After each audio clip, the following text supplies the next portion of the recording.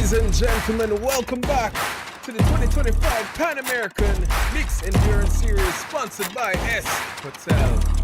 You have GT3s and hypercar sharing the field, 6 intense rounds.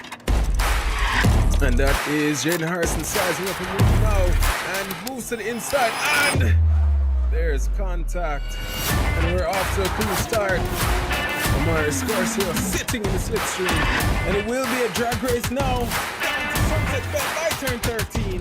On the inside is that Cadillac, and this is the final lap. Ian Lance moves on the inside, and Perez moves on the outside. Matt tries to make his move.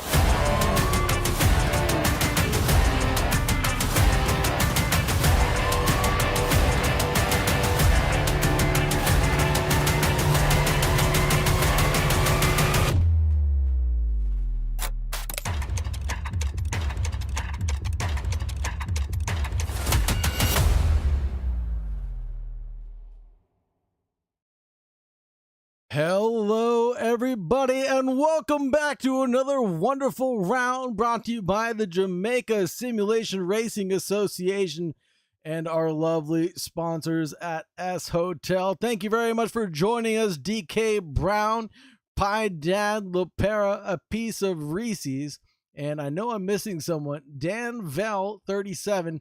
Really appreciate all the love and support. Thank you very much for all the likes and subscriptions you guys are giving the channel. Really helps out the analytics and makes JSRA look even better for our next year of sponsorship. Going forward into 2026, we are looking at gaining more and more collective sponsors and making the prizes even greater.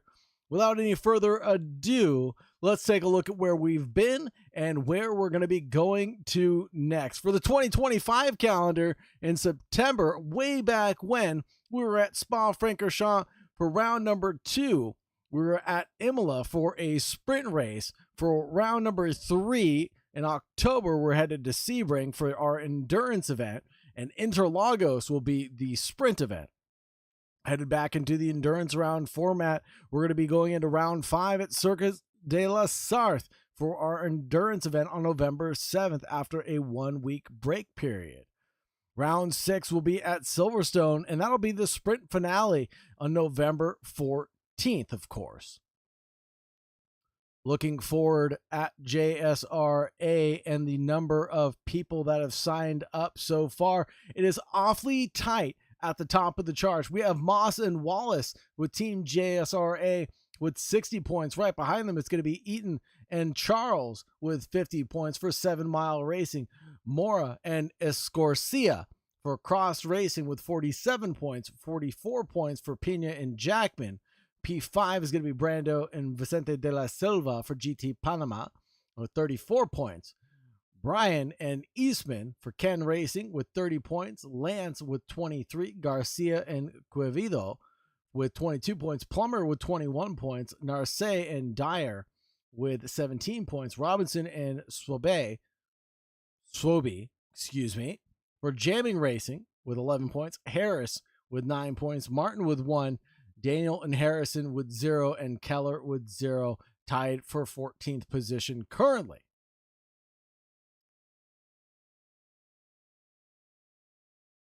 We have plenty more standings to go through, but the drivers are just about to finish up their practice run so far, and the racing, well, qualifying is about to begin in just a few moments. The racing is going to begin in just a few moments' time. So without any further delay or delay upon delay, let's head trackside and see what the drivers are all up to. We will have a mixed qualifying taking place, or excuse me, solo qualifying taking place. So one class, then the other class. I get it backwards all the time. I apologize, but we will be having a class split qualifying order. So we'll see the hypercars go out in one session for 10 minutes, and then we'll see the GT3s go out for the remaining 10 minutes of the event. And I think we're ready to go trackside at this point in time. So let's take a look at what some of the drivers are up to. Right now, it's up to the GT3s to set their best possible lap times, and Jaden Harrison is already on his outlap, coming around turn 17 currently and headed down the start-finish straight. What track are we at, you might ask? Well, it's none other than Sebring International Speedway, of course. Track length of 3.7 miles long, or 5.954 kilometers. It was founded in 1950, shortly after World War II. And the first race was held on December 31st of 1950. Located in Sebring, Florida, of course. 17 corners, 7 to the left, 10 to the right, with 10 feet of elevation change, with 3 to 6 feet of elevation change in localized areas. That's how bad the bumps are here at Sebring International. It is so dramatic. You can see 3 to 6 feet elevation change across those bumps alone. It is that insane. Ronaldo de Jesus Velez Ruiz says, "Vamos, Dani Velez." Well, thank you very much for being here, my friend. And a piece of receipt says, "Srig." Not sure who you're cheering for, but I imagine we'll get a glimpse of that driver throughout the entire event so far. Jaden Harrison and Kurt Moss now, or K Moss, now stealing away the purple sector one time as they completed their outlaps and are officially on their running order. Let's switch the tower over to GT3s, shall we? K Moss, purple sector 2 attached to his name. We have Harris, Park, Martin, and Dyer sitting in the pits currently. They've only got 7.5 minutes left to go of this qualifying session by the end of my spiel, so they better get the hurry up and go on sooner rather than later.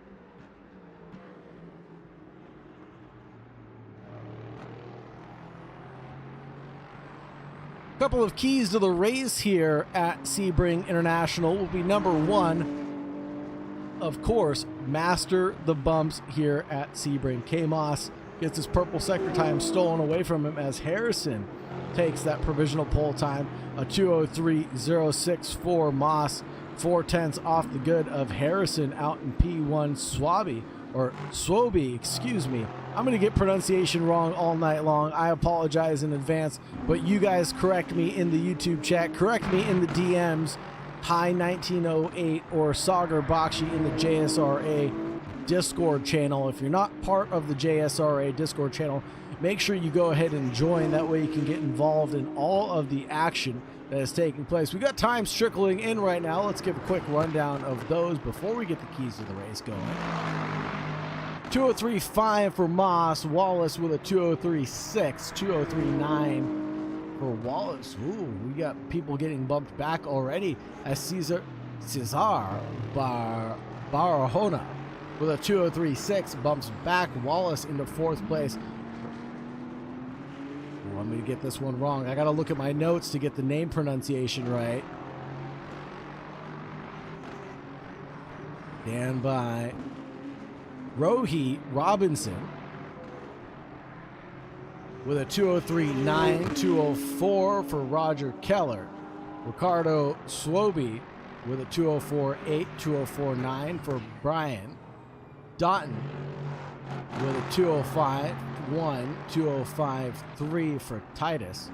Eastman with a 2:05.4, 2:06 for Narcisse. Velasco with a 2:06.1, 2:06.8 for Velasco, excuse me. Santa Maria with a 2:07.3. Daniel with a 2:09.6. That'll be Declan Daniel of CRC.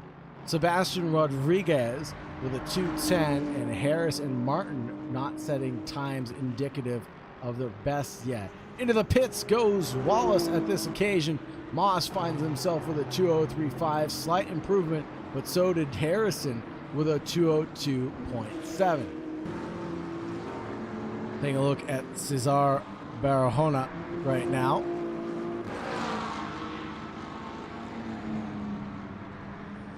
Thank you very much for the cheers, Nick Penn. Appreciate your cheering on, Mishin. JSRA says, let's go. Dan Vel 37 says, happy to come back to race after 3 months. Please note, Puff, no racing on LMU.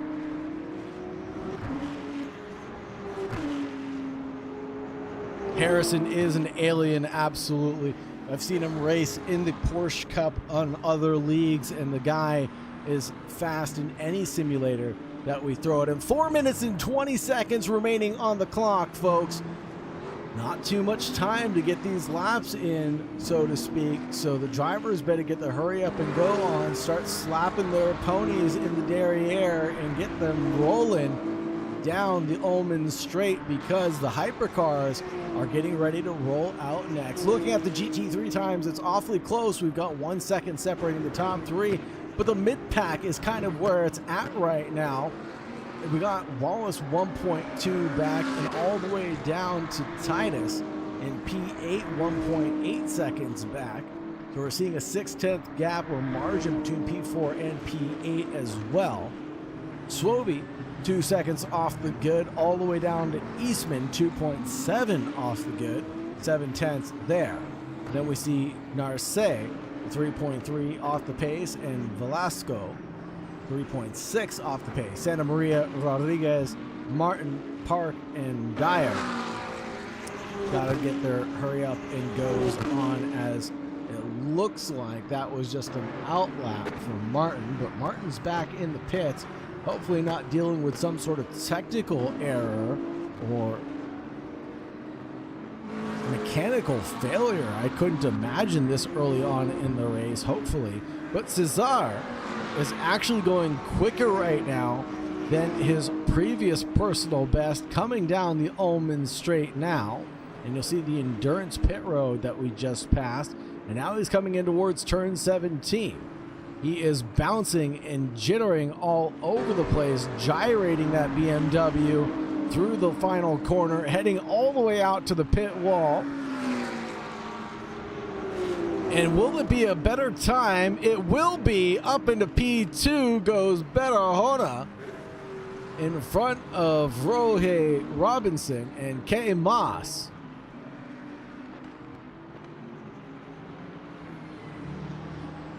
Beautiful lap time set. Blood Wolf asks, is that Brogan Dyer? Let me check the timing tower very quickly. No, that is Rich Dyer.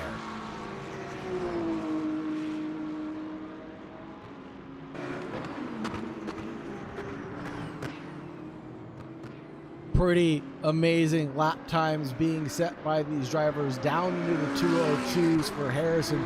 The Barahona with that 203.2 just in the nick of time was able to get one done and dusted. Now he's going even quicker than his personal best. Let's check out K. Moss, because I have a feeling like he is in the pits, unfortunately. That will be the end of his qualifying run. Unfortunate there. What about Rohe Robinson?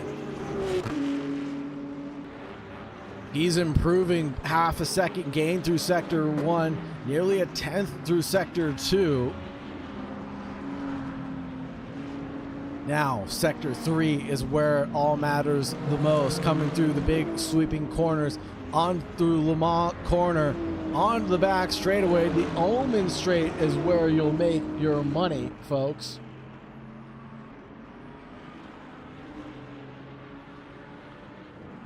And obviously, through turn 17 is what matters most, and how you master the bumps here. And can you keep it calm, cool, and collected? He is keeping it calm, cool, and collected all the way out to the wall. Is there going to be any major improvement for Robinson? No, he loses it through Sector 3. 2:03.467 is the best lap time that he was able to produce, and that'll keep him in 4th place. Shannon Dutton, though, with P3 attached to their name with a 2:03.35.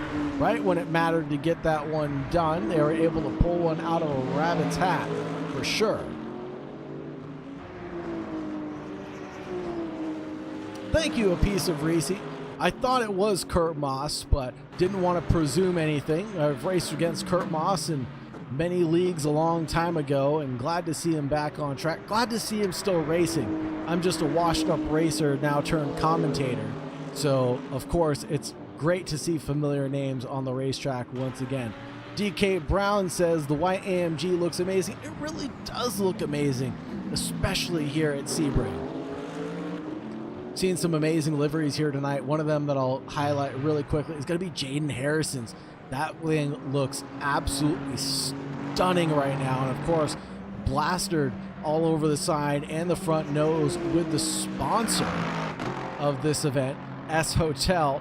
And big shout out to S Hotel for sponsoring us and giving us $1,000, if I'm not mistaken, into organizing the prizes for this event. So very much big thanks to S Hotel Jamaica for providing us with all of that money and getting us exactly what we need for this event. Prizes for the drivers who are out here participating this very evening.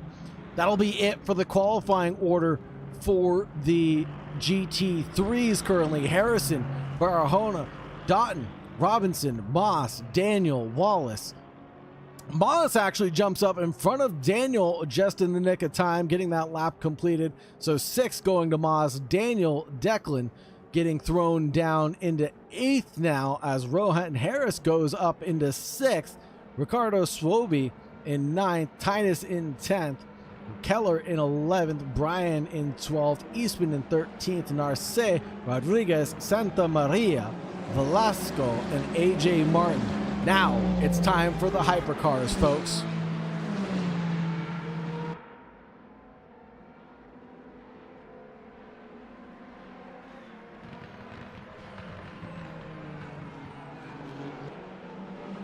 Bird McRandom, thank you very much for being here. I'm sorry that you had an unfortunate turn of events for your qualifying run. I'm glad you're rooting for Rohan.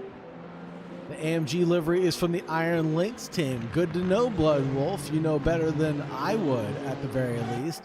Haven't watched much WEC this season, but I've been keeping my eye on IMSA, waiting for the Petit Le Mans video to get released on YouTube here in the United States.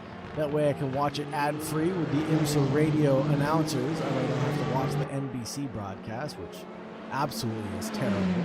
But NBC, if you're looking for a broadcaster, I'm your guy, of course. Just get rid of those guys that you currently have. They're not doing such a great job. Omar Escorcia, though, is going to be the first driver to cross the start-finish line. So he's going to have some purple sectors next to his name. Let's talk a little bit about the keys to the race here at Sebring, shall we?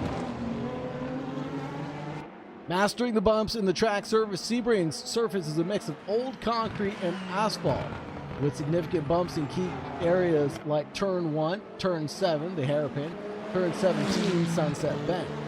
The tip is to use a softer suspension setup to absorb the bumps and avoid unsettling the car mid-corner. Of course, the drivers have already had their setups going already, so it's a little late in the game for them to adjust what they have already been driving around for the past 2 hours, of course. Number 2 will be brake smoothly and efficiently. Many of Sebring's corners require trail braking to carry speed into the apex without losing control. The key braking zones are going to be Turn 7, the hairpin, Turn 10, the Cunningham corner, and Turn 17 of Sunset Bend. Late braking, but control will be critical due to the bumps throughout Turn 17. Key number 3, optimizing corner exits for speed. Many of Sebring's corners lead into long straightaways. Maximizing your exit speed to gain time down those straights. Critical exits being Turn 6, big bend to the hairpin. Carry speed down to the longest straightaway. Turn 13, tower turn, sets up for high speed section, the back and forth area. Turn 16, Le Mans curves, vital for acceleration onto the Ullman straight.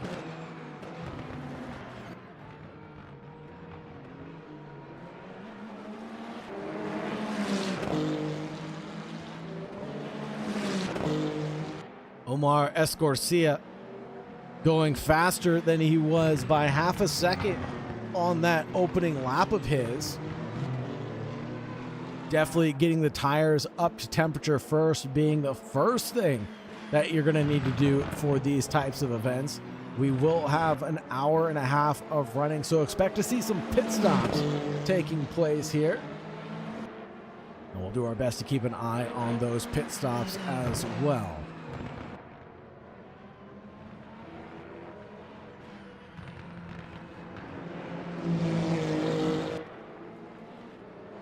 Bird McRandom says, hold on, just wait a second, as Omar Escorcia goes faster through Sector 2, still holding on to those purple times of his. Let's see him as he crosses line over the bumps through turn 17, hugs the wall, nearly grazes it. He is so close, pushes all the way out to the exit road there, but doesn't go all the way out, surprisingly, and that'll bring him up to a 146.659, that time of asking. Mikhail Charles, the driver in third place currently. I believe he's partnered with Coral Eaton. Because they are in matching liveries, of course, I will presume that. Eaton in second place currently, 0.3 off the good from P1. Was just separated by 54 thousandths of a second just a few moments ago, but still it'll be nip and tuck between the front runners right now. 1 second separates P1 from P3 currently.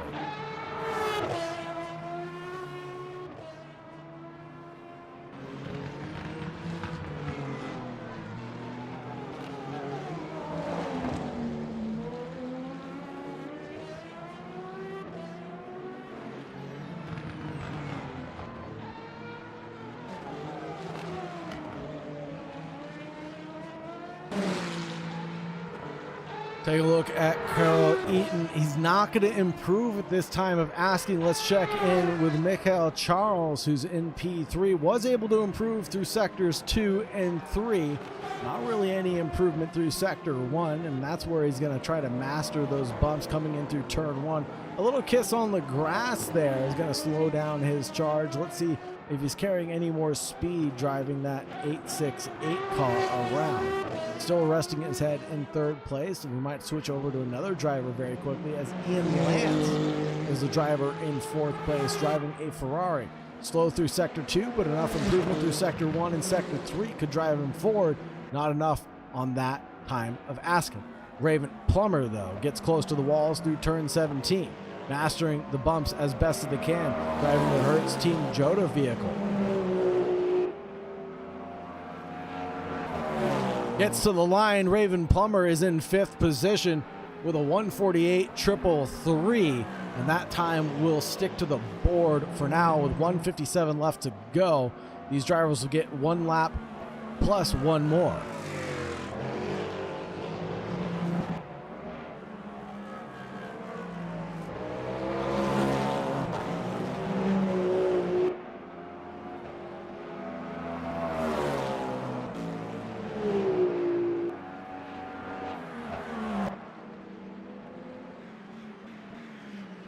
Benitos Garcia driving an outlap currently in the number 8 Toyota.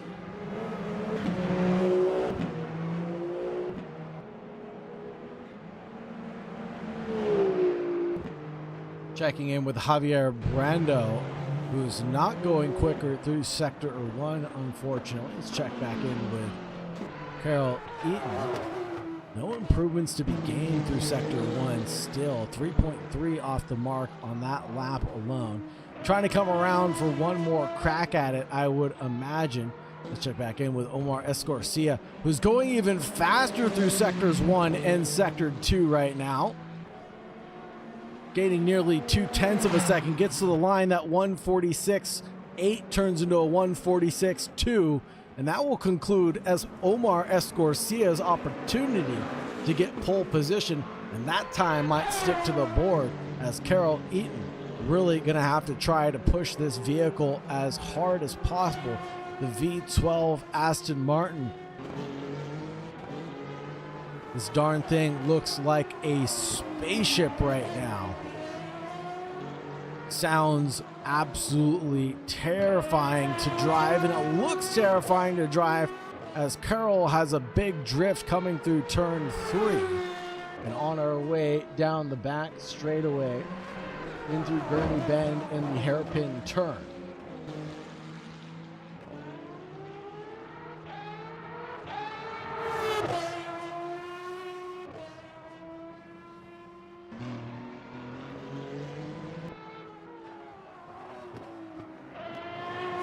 improvements found for Michael Charles.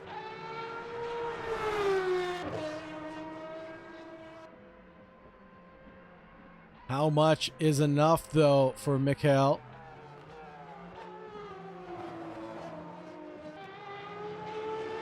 Coming around the final corner and trying to push as hard as he might, getting to the line, crosses over the start-finish straight, and it will be P2 for Charles just in the nick of time when the clock strikes midnight.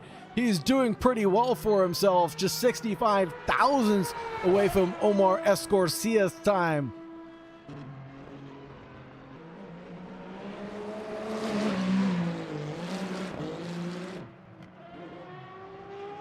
Oh, Ian Lance getting it wrong through turn 17. That'll be super unfortunate for him. Javier Brando into the pits, and Andres Quevedo will be the next driver to cross the line, it looks like.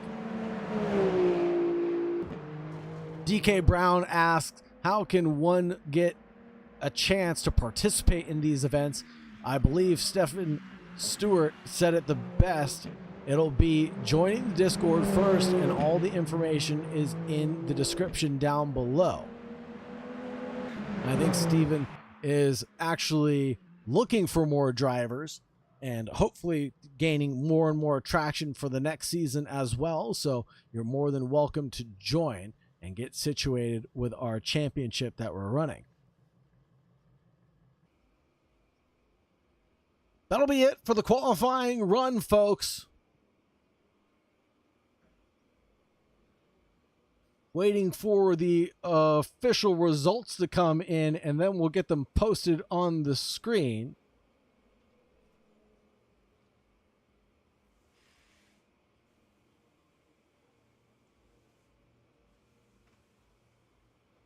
We'll get them posted on the screen in a second when my overlay works properly.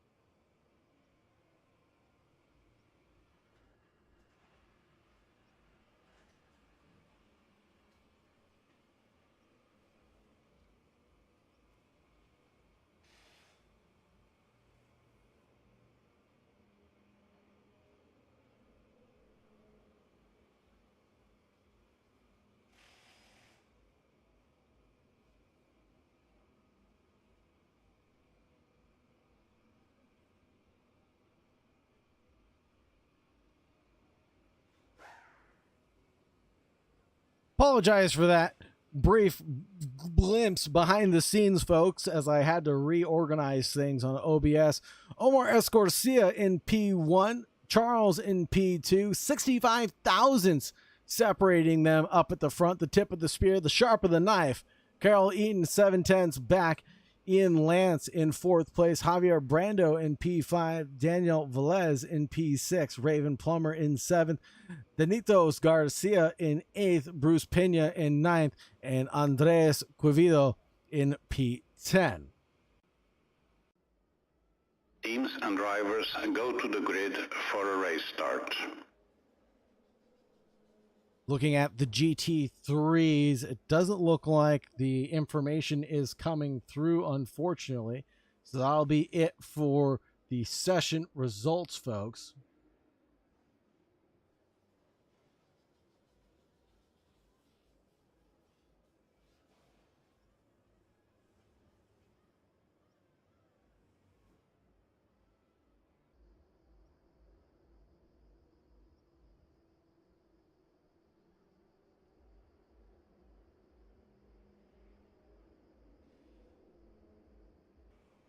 Taking a look at our starting order, it will be Omar Escorcia alongside Miguel Charles in P2. Then we have Carol Eaton and Ian Lance on 2nd row. On the 3rd row, we have Javier Brando and Daniel Velez. In row number 4, we're going to have Raven Plummer and Denitos Garcia. In row number 5, we're going to have Bruce Pena and Andres Quevedo. In row number 6, we have Cam Mora and D. Sinceros. In row number 7, John Singleton and Jaden Harrison. In row number 8, we're going to have Cesar Barahona and Mission Wallace.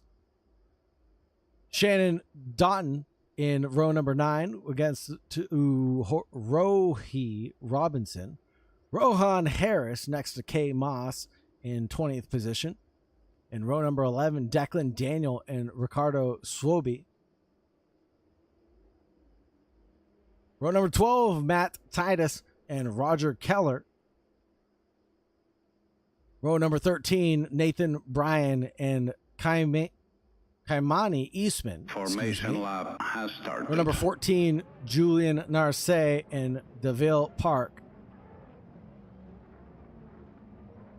Row number 15, Sebastian Rodriguez and Joel Santamaria. Juan R. Velasco with AJ Martin in row 16. Row number 17, Casey Jackman and Phil Brown. Row number 18, Dante Quarry and Rich Dyer. Row number 19, Ramiro Dominguez and Vicente de Silva.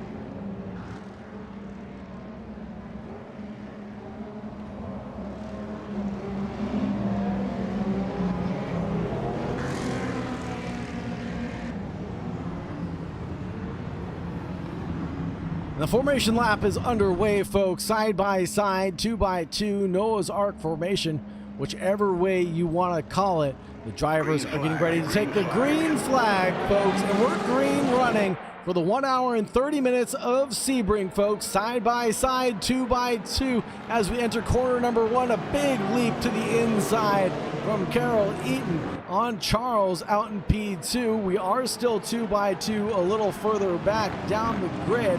Nose to tail running right now, the 007 right next to Javier Brando for just a brief moment in time. Let's take a look at the gaps right now between the GT3 cars and see how they're running. Jaden Harris in the Lexus running pretty well in front of a BMW, a pair of BMWs, Cesar Barahona and Mission Wallace running in 2 and 3 currently. Heading back over to the hypercars, let's take a look at the battle that's brewing between Ian Lance and Carol Eaton.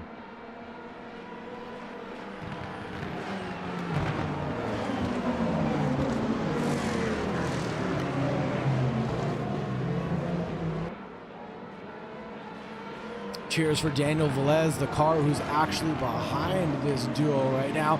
Oh, and he nearly cooks it, coming down into Cunningham corner, but manages to keep it collected, but just barely does so. Trying to chase down Ian Lance quick, fast, in a hurry. It's very close in the GT3 category as well. Cesar Barahona chasing down Jaden Harrison, only 0.3 off the mark currently. And that gap isn't going anywhere anytime soon, I could only imagine. We have a 3-way squabble, including Roger Keller currently, as he's sandwiched in between Nathan Bryan and DeVille Park, who's chasing him down right now.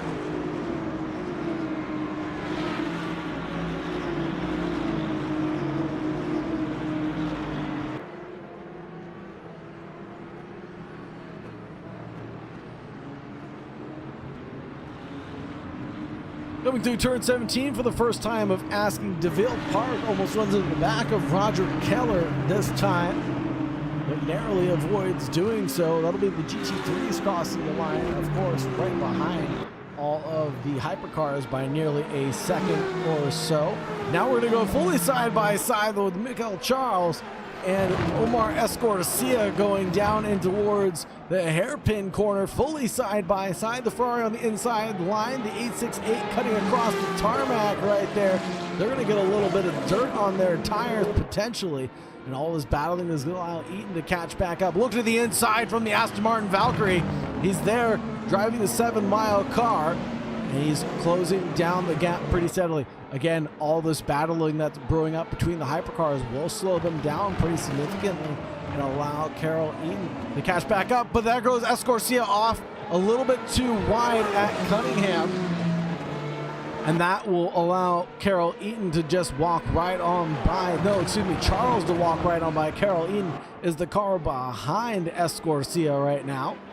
And that'll be Ian Lance in P4. Velez battling it out with Javier Brando a little further back. Daniel Velez loses the position, but is trying to snap back on that 88 Gulf liveried car. To the outside line he goes, and inside for the following corner, squeezes his opponent through turn 17's entrance, carries the speed and the momentum in that 007, and nearly loses it over the bumps. That's what happens when you're not comfortable driving an alternate line. You might lose your car or your mind just that much more, but he doesn't lose either on this occasion.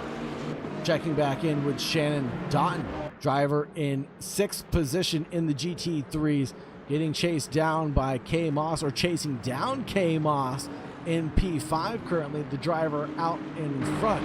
Doughton driving a BMW, Moss driving a BMW, so both of them in equal machinery. A little slap against the wall from Moss for good measure, carrying a little too much speed there, I can only imagine.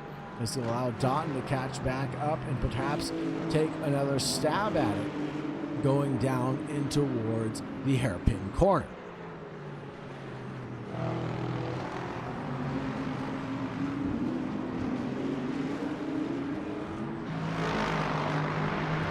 All these deltas are so close right now. It's hard to pick a battle to stick with right now. There goes Doughton off in the S's, and we'll touch a little bit of grass, as the kids say nowadays, but keep it calm, cool, and collected.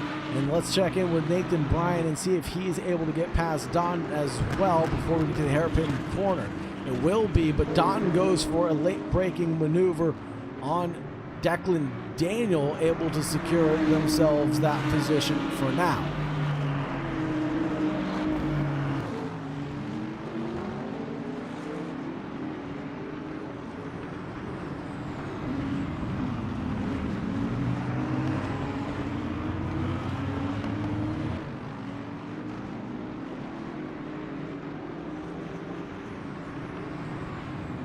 There's your top 5 in each category currently, and the gaps to the leaders right now. Trust me, it's a lot closer than I think the drivers would like to be. Speaking of closer than it should be right now, Velez chasing down that 88 Gulf livery car, gets the move done and dusted quick fast in a hurry, and finally gets to unleash his pace towards Ian Lance, the driver in P4.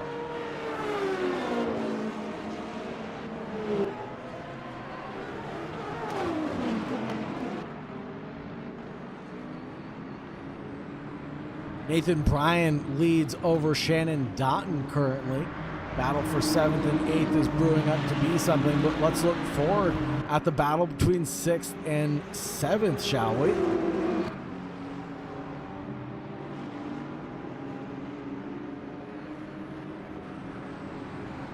Matt Titus and Nathan Bryan battling it out for 6th and 7th right now. The duo amongst each other, and matching liveries can assume that those are team cars, but no team orders found here at JSRA, it seems, as the drivers of the matching 31 liveries are continuing to battle it out. And wanting to go side by side is Matt Titus, and he's going to back out of it.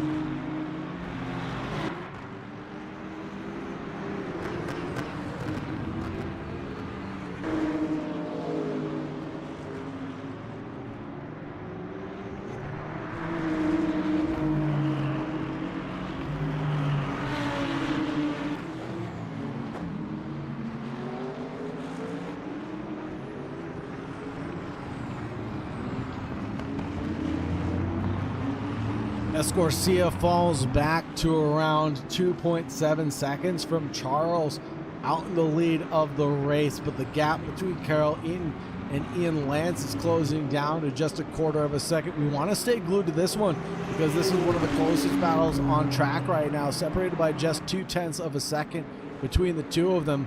0.4 if you count Shannon Doughton as well. The driver from behind looking like they want to make a move through the S's, and they were ready to pounce there, and now the 31 gets alongside another 31 down the Ullman Straight. Shannon Doughton is boxed in, has nowhere to look, But now we're gonna go 3 wide down the Ullman Straight, leading down and towards turn 17. Who's gonna back out of it, or will we go fullies alongside? Shannon Dotton turns in, bumps into Nathan Bryan.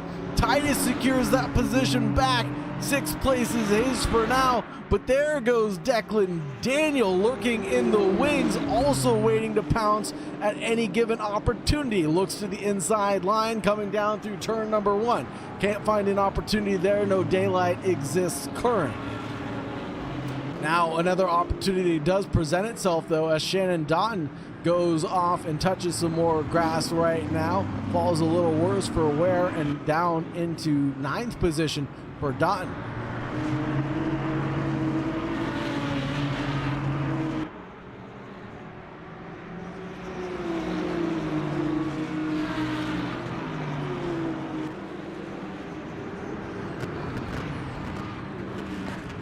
Whoa, there's a BMW off at the hairpin bend.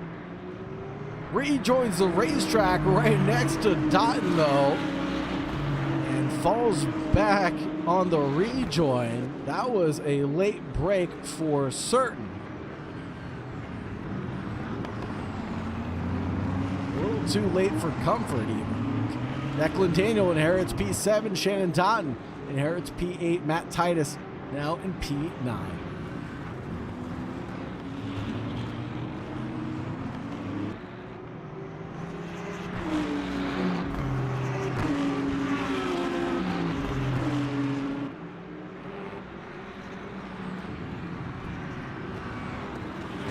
Back over to the left-hand side of your screen, you'll see the gaps to the leaders that are currently being presented and shown.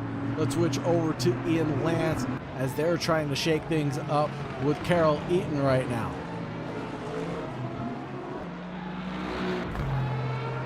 They're already catching traffic at this point in time in the race.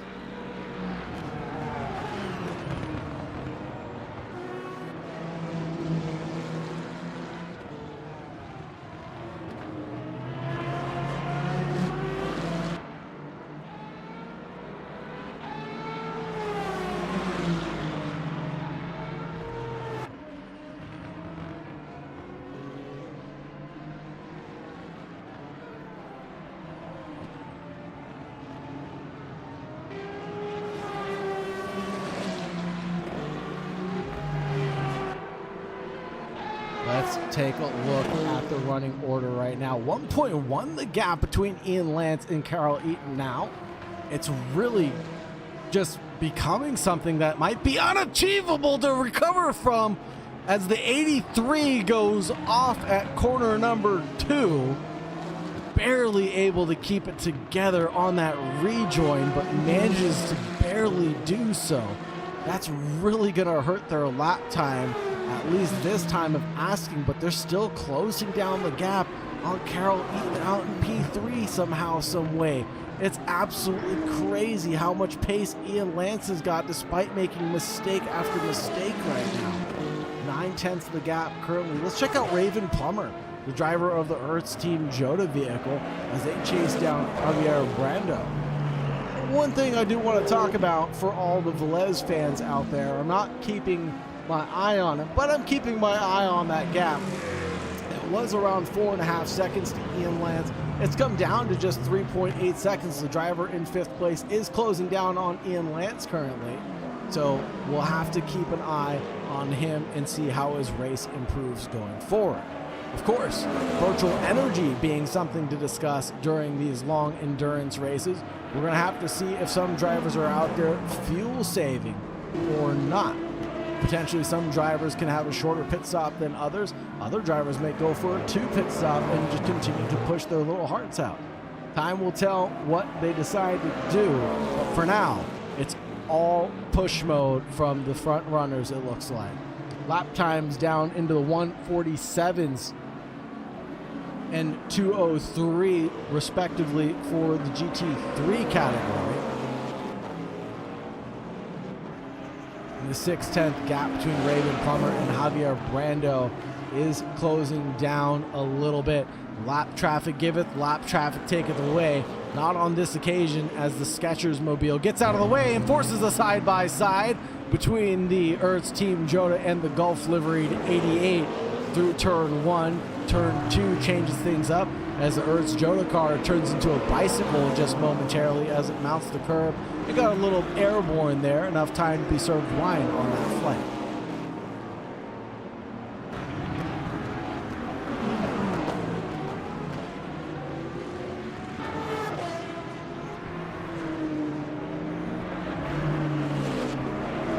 Lap traffic giveth, lap traffic taketh away from the gaps currently. The Hertz Team Joda vehicle having to back out into that lap traffic. Tries to go for a lunge on the BMW, makes his way through on the 46. This is going to force a side-by-side between Swoby and Park, it looks like. And that one's going to conclude pretty eventless, as that was, Eastman and Swoby battling it out for P12 and P13.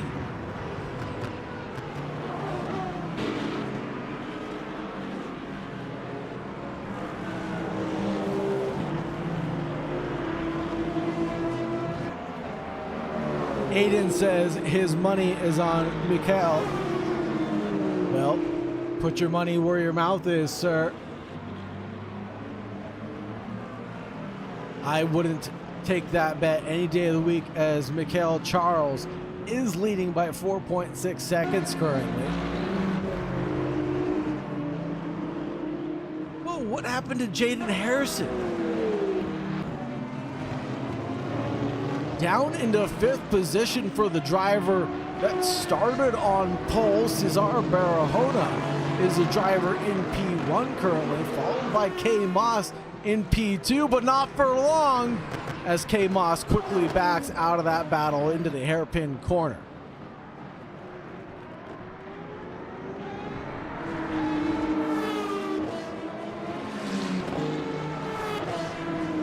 My assumption is that that was a lap traffic incident that happened to Jaden Harrison and forced him to the back of the pack, currently running in P5.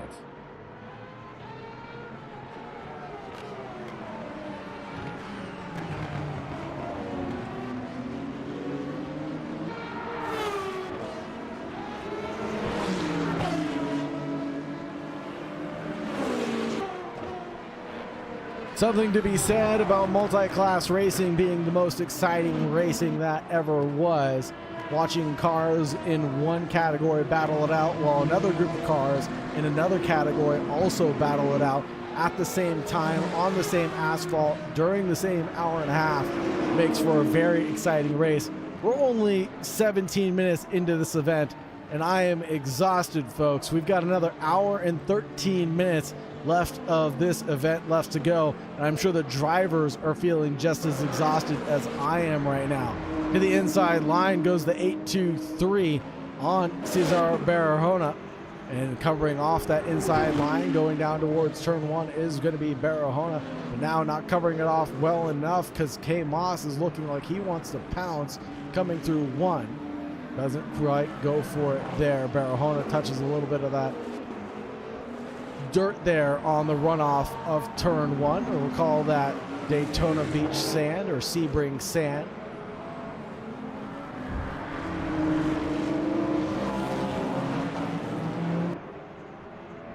Now the gap is going to be 0.4 of a second. Let's check out Rohan Harris as they battle it out with Shannon Dotton right now. Driver of the Iron Dames Lamborghini car.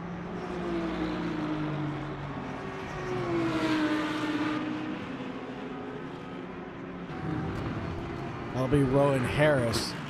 And a driver in front driving the black BMW will be Shannon Dotton, of course. We've seen that car before.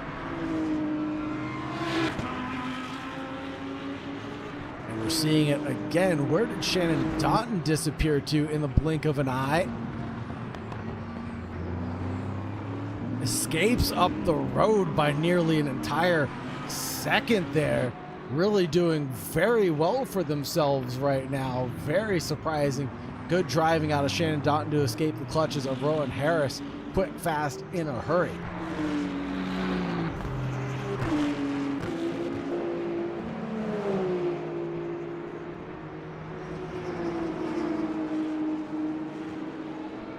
Back to the battle for the lead of the GT3s as the traffic is seemingly mostly come through now. Should unleash the full potential of K Moss and Cesar Barahona. Both BMWs taking alternate lines through the final corner. And it looks like K Moss is covering off the optimum line right now. And Barahona in P2. That much further back coming through turn number 1, but trying to change things up there. Coming through corner number 1 and in through the kink of turn number 2. Now entering corner number 3. The 007 barges his way through on the number 13. I'm surprised we didn't see a flashy of the headlights from that number 13 BMW in frustration in that overtake, but cooler heads shall prevail, it seems. And Barahona into P2 should be very happy about how far they've come so far. Omar Escorcia has gained a gap that is now 5.5 seconds to the car behind. Or excuse me, Mikhail Charles has gained a nearly 5.5 second gap to the car behind, nearly 7 seconds at some points on the racetrack. Eaton has a gap forward of 14 seconds, getting chased down by Lance by 4 seconds. Remember I told you about Velez and that gap being around 4.5 seconds a couple laps ago? I just saw it out of the corner of my eye. It was down to 3.6 seconds.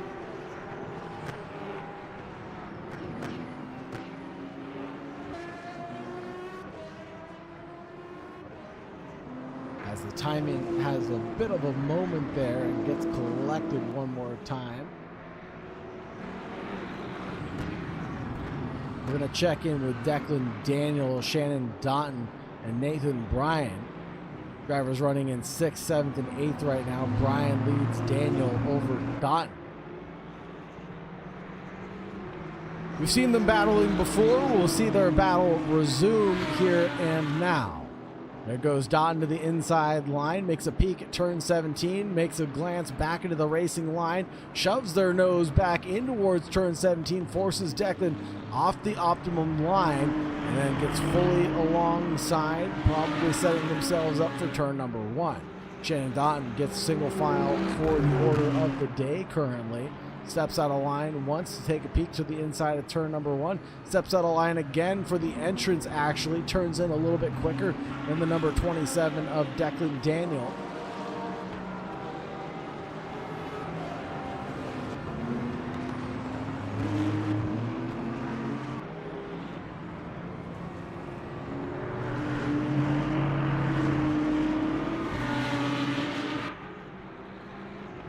Things are finally settling into a groove, folks. I can finally take a drink of water. I can finally catch my breath, potentially.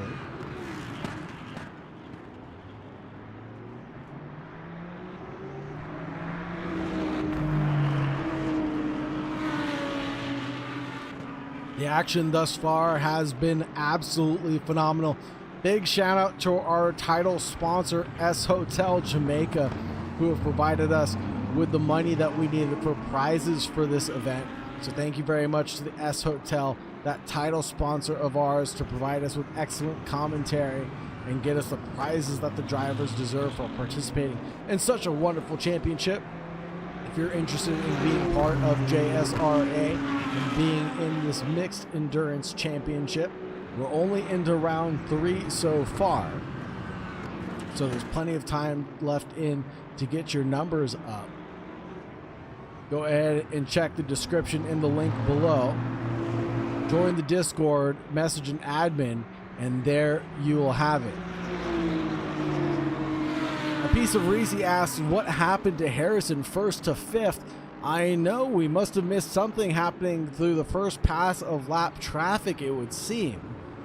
Jaden Harrison must have been involved in an incident there and closing down the gap on his opponent.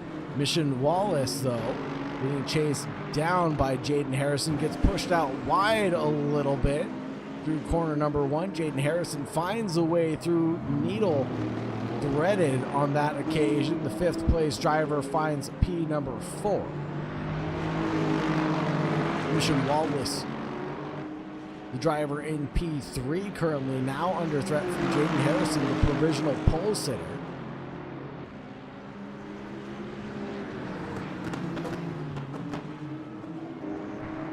And the saying goes, anything can and will happen in motor racing. And it definitely happened to Jaden Harrison, but that Lexus, awfully lovely vehicle. I love it so much I named my dog Lexus.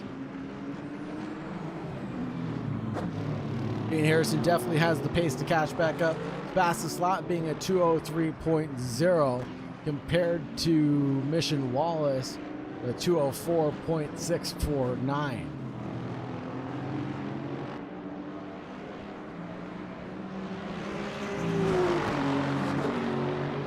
Thank you very much for the information there, Stephen.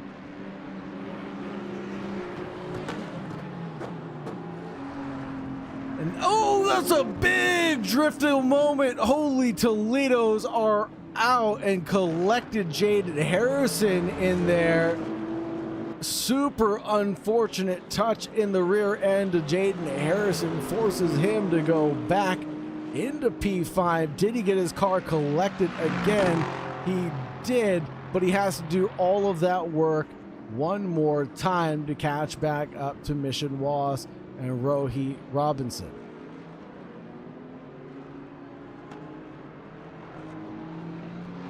Let's see if Jaden decides to come down pit road at this occasion. Decides not to. Stephen, I'm going to give you the commentator's curse next time you're driving, because that was commentator's curse if I've ever seen it before in my life. That's just bad luck.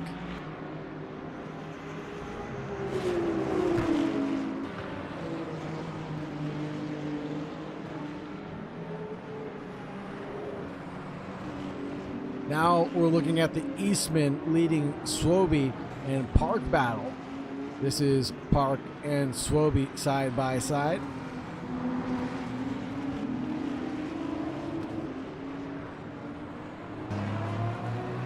Oh, excuse me, that's Swoby, Eastman, and Titus out in front. Combo block.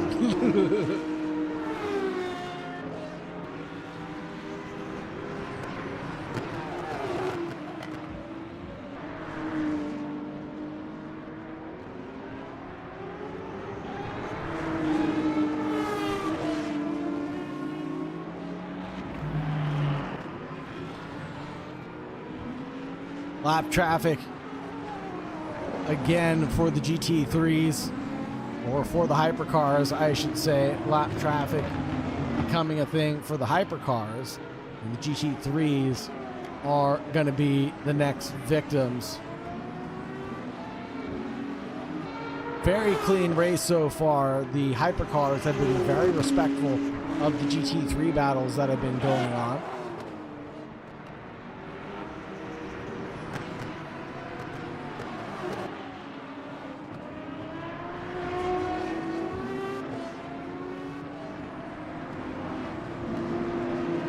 We got this battle between Titus and Eastman. And we also have this battle brewing up to be something. Velez and Lance now.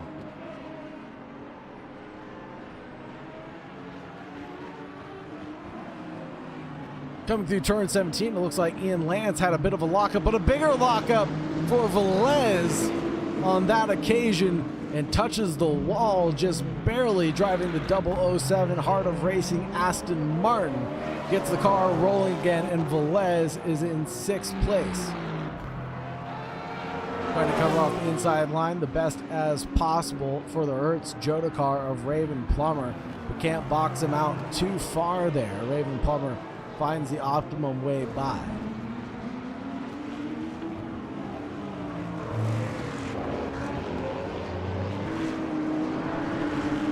Toby and Titus invert their positions there coming into Cunningham.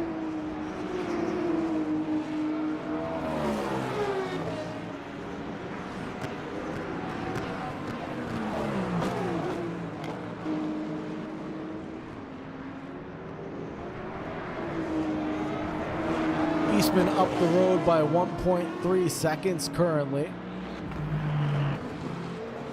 Oh no, and Velez goes worse for wear currently as he clips the rear end of Titus, trying to chop it up through traffic and chasing down his opponent of Raven Plummer. That's super unfortunate.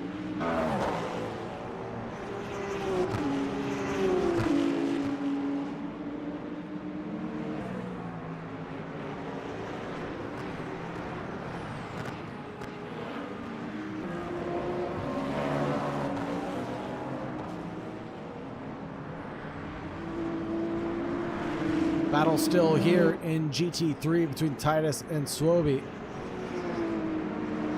There goes the number 8 Toyota machine by.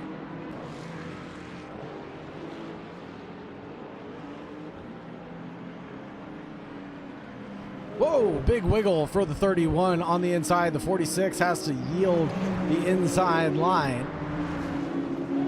They're going to go side by side through turn 17 and down the front straightaway we go. Velez trying to find a way by, cuts over to the inside line, cuts back over to the middle of the track, and he'll get by the two cars that he struggled to get by earlier. Side by side battling continue with the BMWs. Oh, there's a big leaping bound of the 31 of Titus and clatters doors with the 9th place car of Guevido.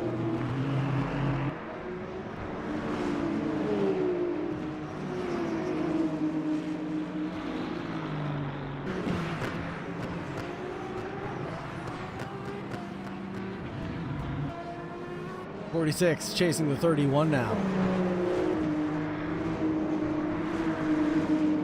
Titus in front of Swoby.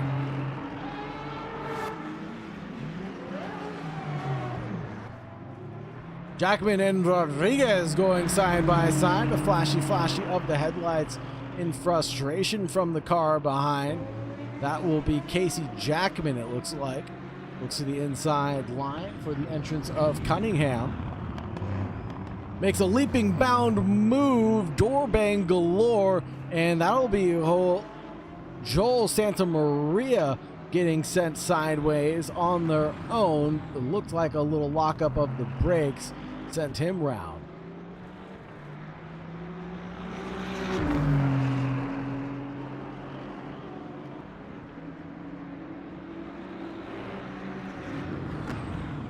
Battle still here between the GT3 cars. 4/10 currently the gap between these two drivers. Dipping a couple wheels off into the grass, a bump in the rump to Sebastian Rodriguez from Casey Jackman in behind.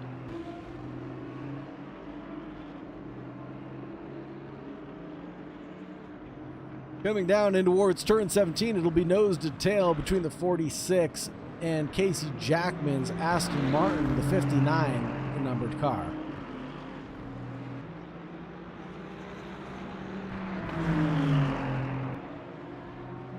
They say if you flash your headlights at the driver in front, it gives you 2 additional horsepower down the straightaway.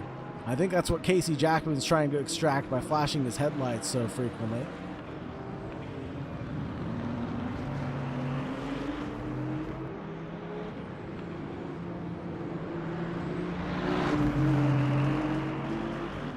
Both drivers sticking wheels off into the dirt, trying to shorten up the run down towards the hairpin turn. Casey Jackman's going to snap over to the inside line in 3, 2, 1. Leaping send there for the hairpin corner. They're going to touch doors. Again, flashy of the headlights out of Casey Jackman, trying to extract those 2 additional horses out of his Aston Martin.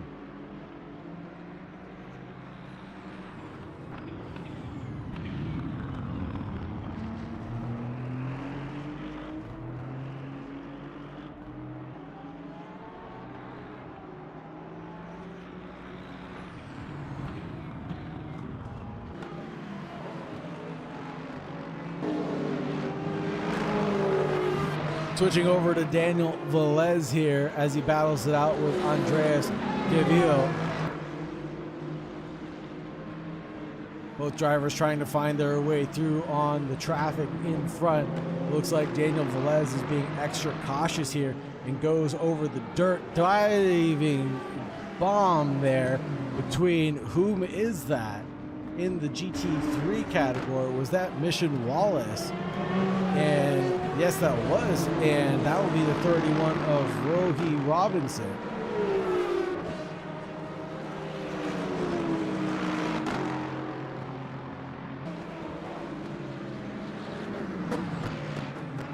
This is the battle for 3rd place on the podium, folks.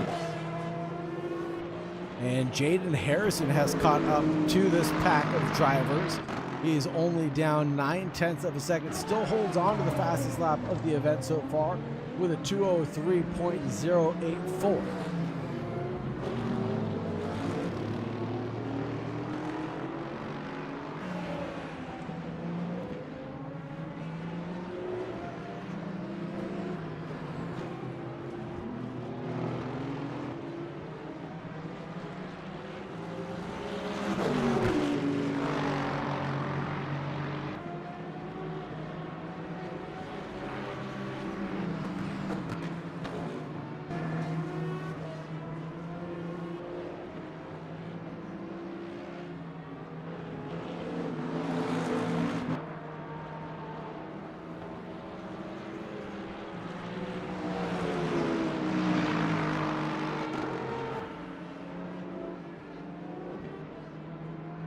Watching these drivers come through turn 17, and we'll switch over to Casey Jackman and Sebastian Rodriguez again in just a few moments' time. As Casey Jackman and Sebastian Rodriguez are separated by 3/10 on the racing surface.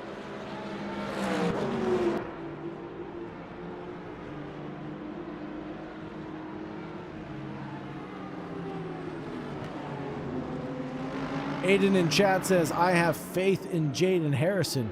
I think you don't need to have too much faith because it's about to happen. Jaden Harrison closes down the gap on Mission Wallace out in P4 currently as he mounts the curves, turns that Lexus into a 2-wheel for just a brief moment in time. The 604 driving pretty well right now.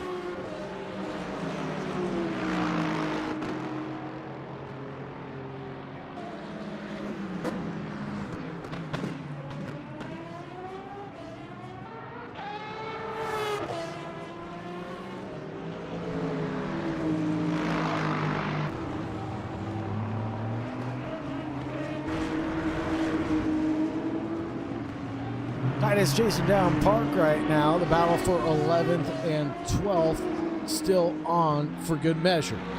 Casey Jackman and Sebastian Rodriguez going door to door, coming through the S's right now. And that'll be Casey Jackman getting the advantageous spot over Sebastian Rodriguez.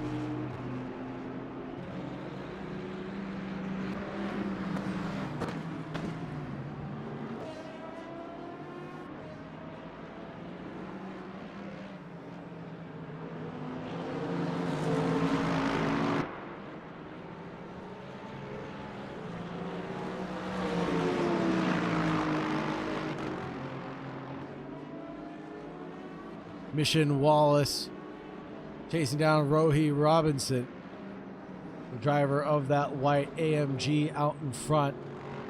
Number 31 in the middle between himself and Jaden Harrison currently.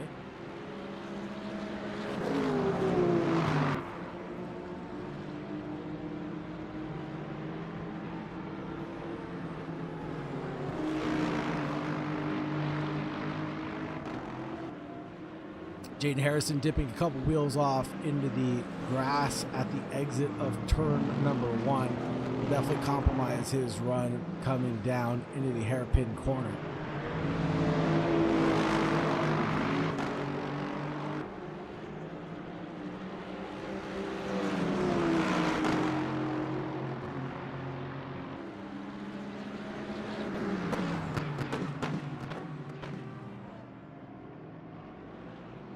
Whoa, big moment for Rohit Robinson. This is going to allow Mission Wallace to get fully alongside through the S's potentially and into the back straightaway of Cunningham corner. Is he going to try to go for a nice switchback? A little over-under action. Yes, he will, but can't get the work done. Mission Wallace chasing down his opponent, driving the AMG number 63 out in front. A little bit of net code, it looks like, as Rohit Robinson got pushed there through that corner. Now, nose to tail for the trio of drivers, separated by just thousandths of seconds, not even tenths of seconds right now. This is where we were battling before and saw a big incident happen to Jaden Harrison.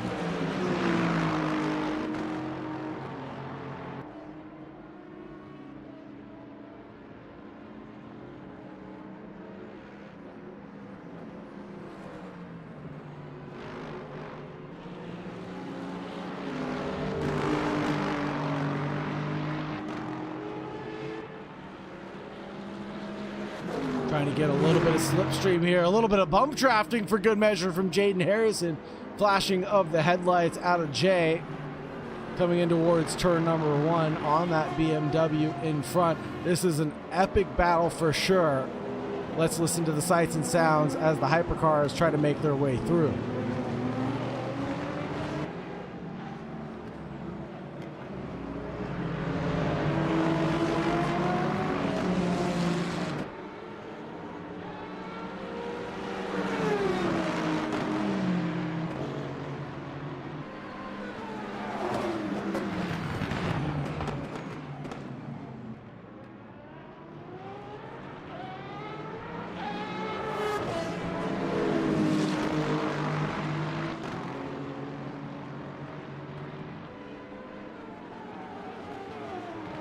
To the inside line goes Mission Wallace.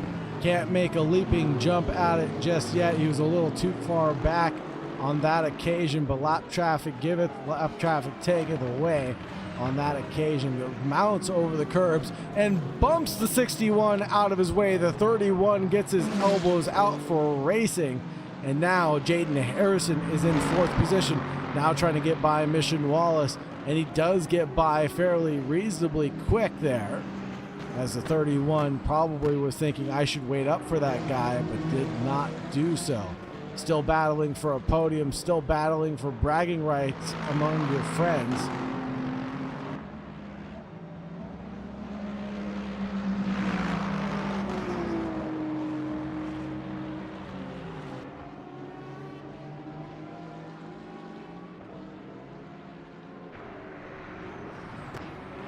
Eastman and Swoby going door to door, getting a couple elbows out themselves coming through the S field.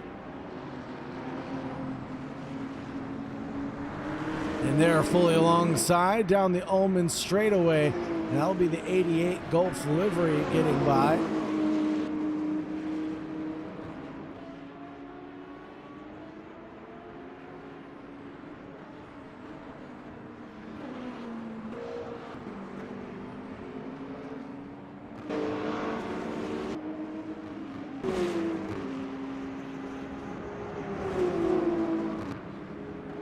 We're going to have to check in with Mikhail Charles and Escorcia here in just a few moments' time, because they're separated by only half a second right now. This will be the battle for the lead in the hypercar category. The gap that was at one point in time nearly 5 seconds comes down to 0.6 of a second separating the two drivers.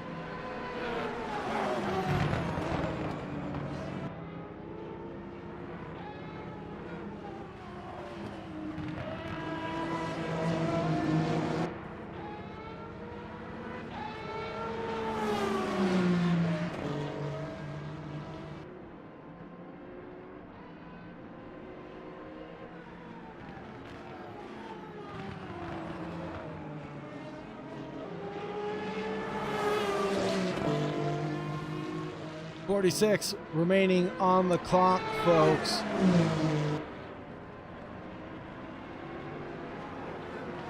Nearly halfway through this event. Does Charles have it in him over Garcia now?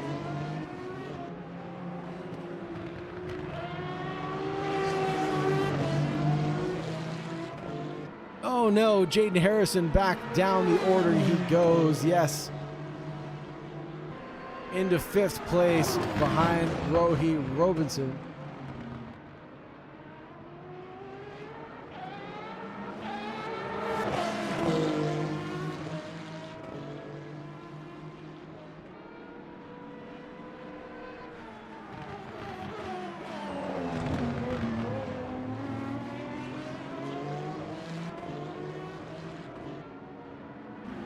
Taking a look at Raven Plummer's battle with Benito's Garcia. That's separated by nearly nothing coming in towards turn number 1. A little bit of a wiggle there for Raven Plummer as they apply the brakes coming in through turn number 3. Now it's nose to tail between the two of them. The gap past Shannon Doughton right now are the two hypercars in 4th and 5th place.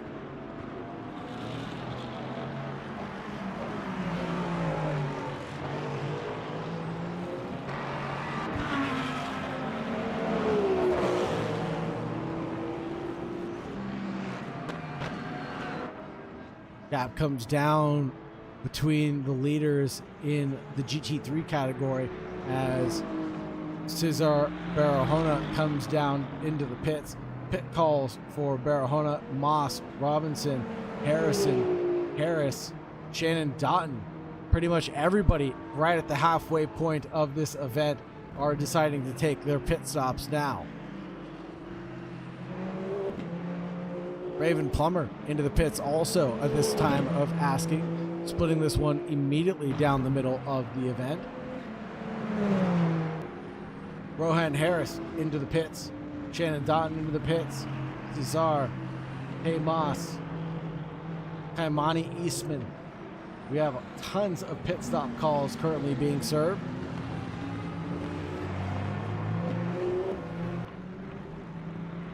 Take a look at the pit lane right now as it's quite busy. Cesar rolling out now.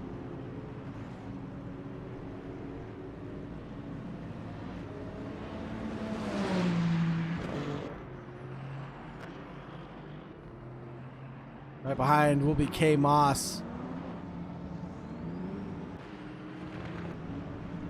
Rohan next. Shannon Doughton to follow.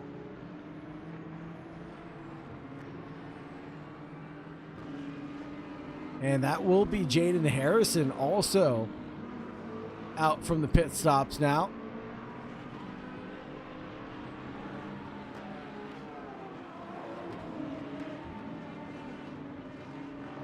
And of course oh no, Jaden Harrison with a big wiggle.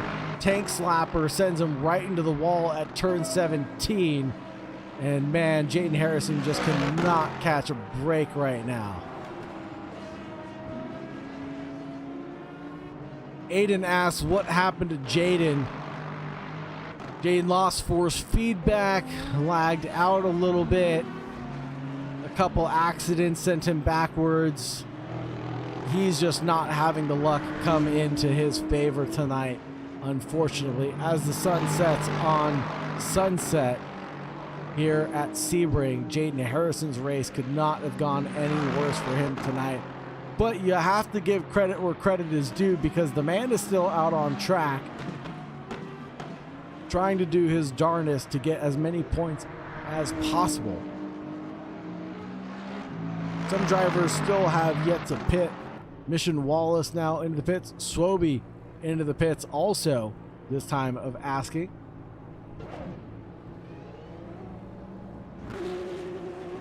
Casey Jackman comes down pit row, and so does, I believe that's Roger Keller.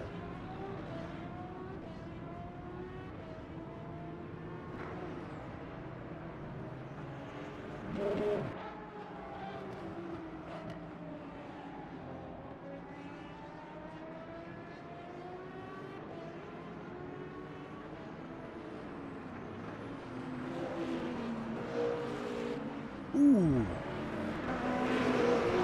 We must have missed that.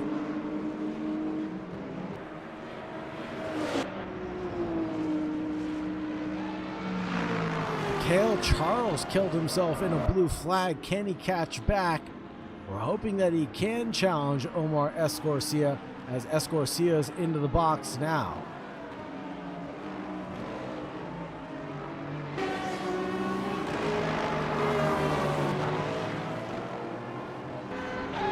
And it is absolute pandemonium and mayhem right now as the pit cycle is now completed. We have drivers who have not taken their pit stop and drivers that have taken their pit stop all mixed up on the racing surface. So it's about to get a little bit hectic and crazy for the next couple of minutes while things settle into a rhythm one more time. Called out pit stops as we saw them in Lance into pit road now. I don't believe Escorcia has taken a pit stop on this time of asking.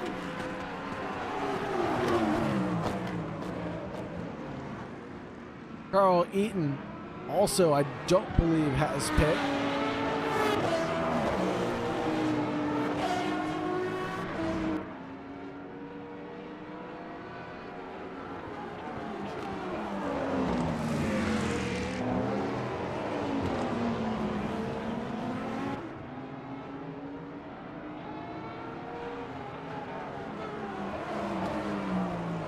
Big shout out again to our title sponsor, S Hotel Jamaica. Thank you so much for providing us with the prize money that we need to distribute amongst the drivers here this evening. Without your love and support, and without the drivers' support here, this championship would not be possible. Yellow flags being shown out on the racetrack. Hopefully nobody is injured. I'm trying to get a glimpse of who that would be, but not catching an eye on anybody's delta going dramatically down or up just yet. Gaten Harrison, after the pit stop cycle, climbs back up into 6th position, 7/10 off the rear end of Shannon Dotton.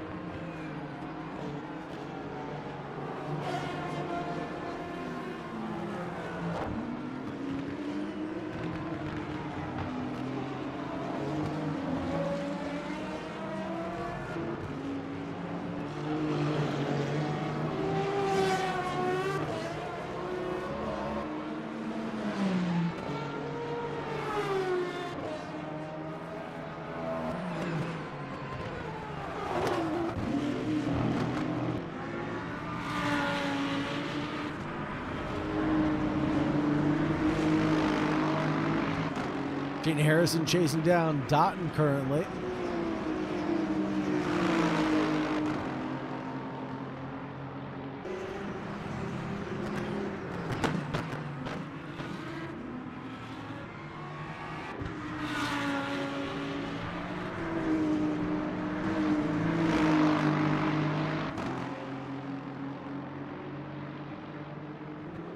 Gap hovering around 0.2 of a second between the two drivers right now.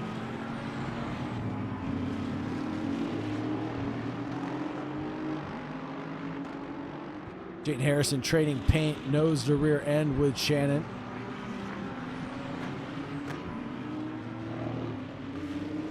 Ooh, and another glancing blow to the rear end of Dotton's BMW from the Lexus behind.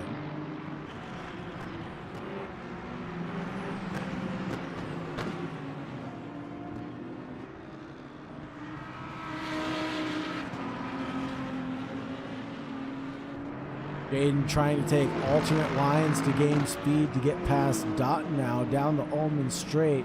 He's not close enough to make a move going in towards 17.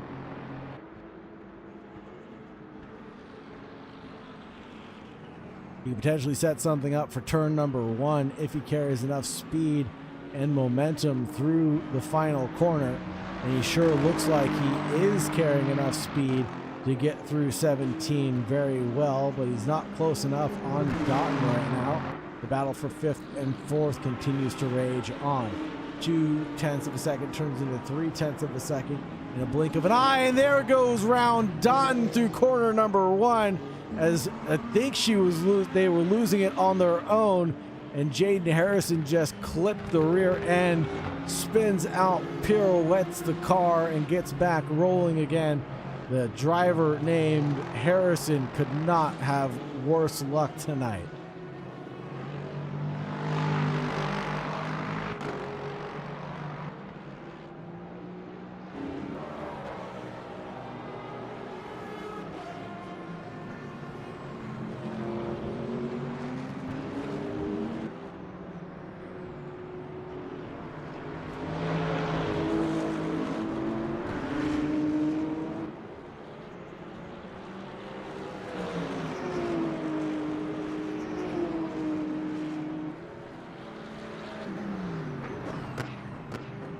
This is the Rohi Robinson and Kaimani Eastman battle currently.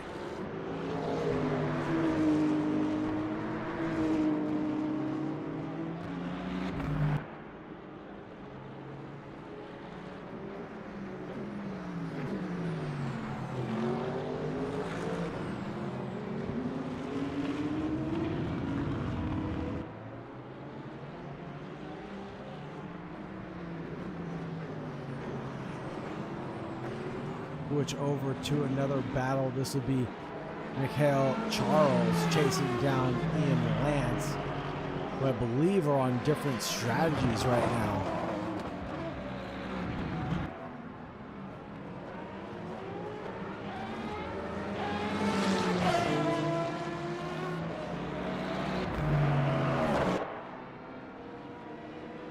Did I say Nathan Bryan?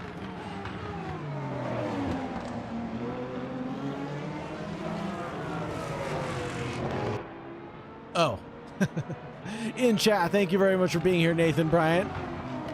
Nathan Bryant is supposed to be racing right now, but took a DNF, unfortunately.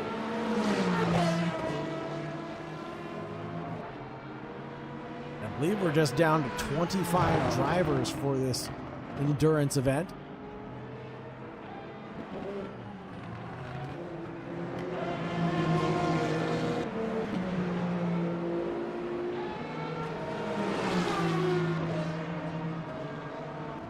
Mikhail looking like he wants to make a move going in towards 17, heads over to the inside line, carries a ton of speed, licks the stamp and sends it on Ian Lance, and positions become inverted very quickly.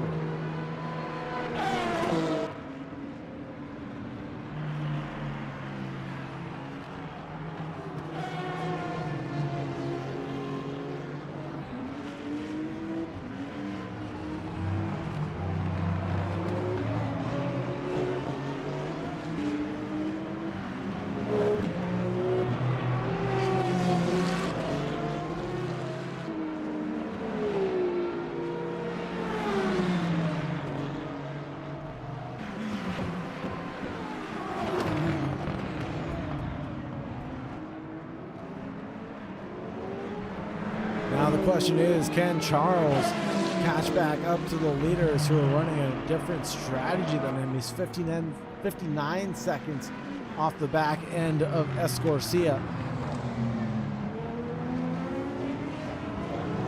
I believe Escorcia and Eaton have not taken pit stops. Who is that causing the yellow flag? That looked like Titus potentially.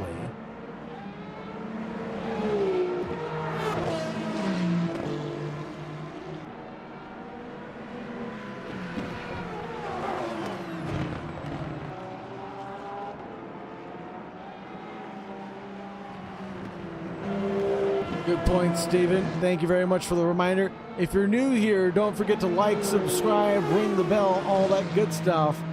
Or join the Discord for that matter, if you're interested in racing amongst these drivers at JSRA.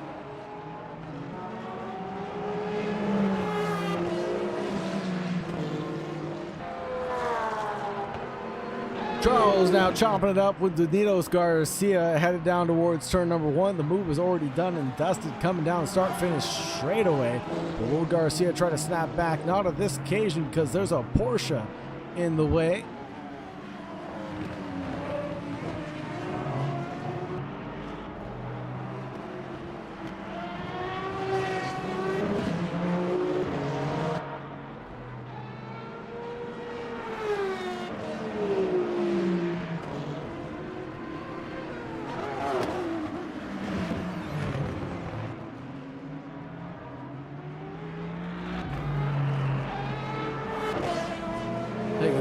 the remaining gaps. Now it's DeVille Park and K. Moss. Separated by just a couple of tenths. K. Moss going for the move. Makes this one stick through the over-under. And DeVille Park has nothing to say to respond to this attack on his personality.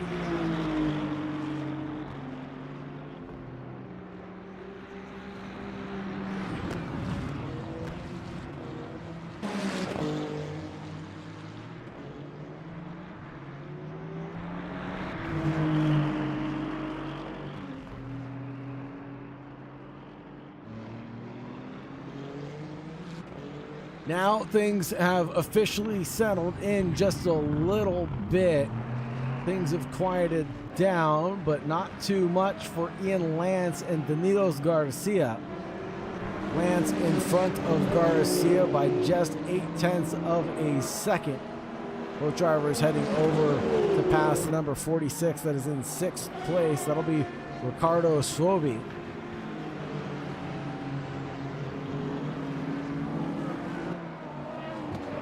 Just 29 minutes remaining in this event, folks.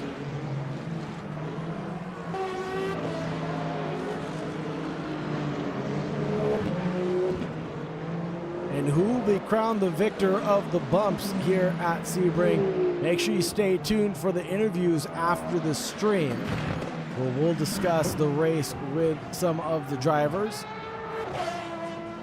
Top 3 from each category will become interviewed. Don't forget to stick around for that post-race.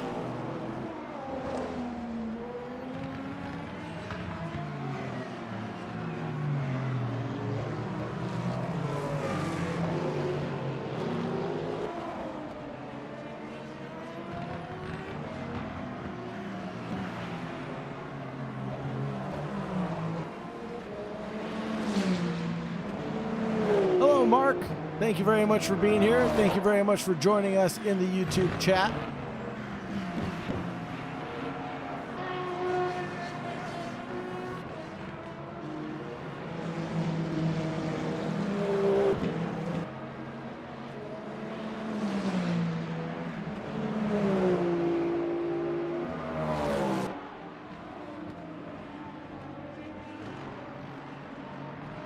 Gap has opened up to around 2.2 seconds between Danilos Garcia and Ian Lance out in front. More importantly, the gap between P1 and P2 is 55 seconds currently. Javier Brando is back 68 seconds from the leader, 12 seconds back from Carol Eaton. Michael Charles in 4th place, 89 seconds down from the leader, and 19 seconds back from Javier Brando. Ian Lance in 5th is 94 seconds back from the leader, 5.8 off the back end of Michael Charles.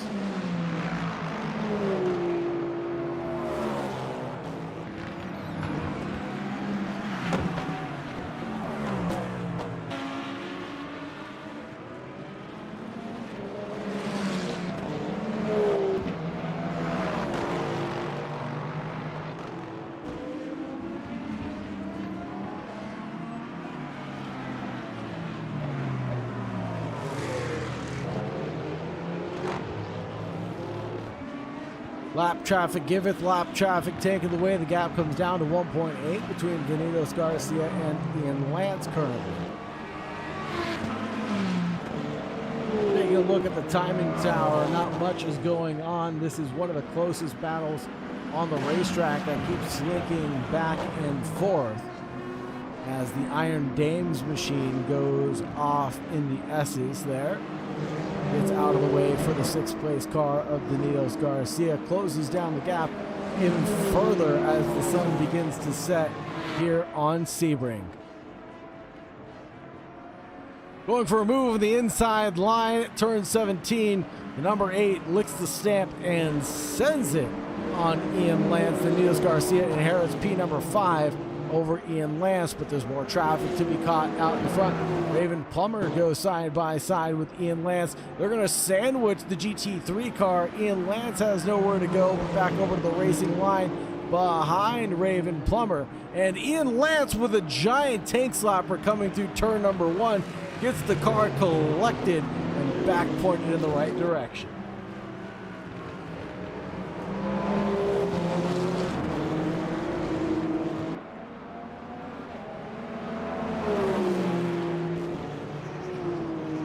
Nose to tail right now between Danilos Garcia, Raven Plummer, and Ian Lance. Side by side is the action currently between Plummer and Garcia. This might force a 3 wide going in towards Cunningham as Danilos is defensive in that number 8. And it looks like Raven Plummer in the Hertz Jota has a big tank slapper coming through Cunningham. Now privy to that will be the number 83 Ferrari. Mounting over the dirt there, the 83 nearly loses it, but I think he mounts that bucking Bronco Ferrari pretty well. Gets it pointed in the right direction, back onto the black stuff for Ian Lance.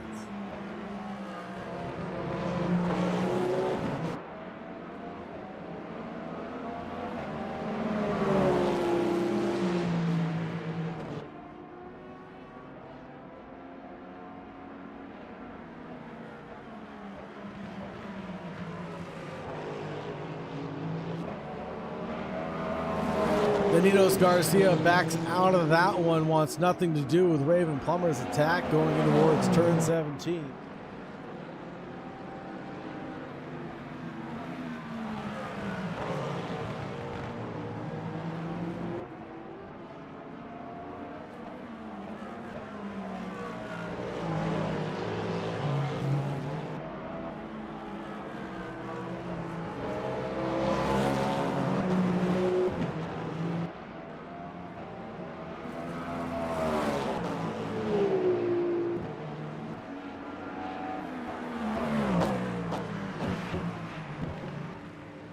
We had 38 drivers take to the racetrack. We're down to just 25, making it to the checkered flag with 23 minutes left to go in this epic endurance event, the trial of the driver's ability and skill for sure.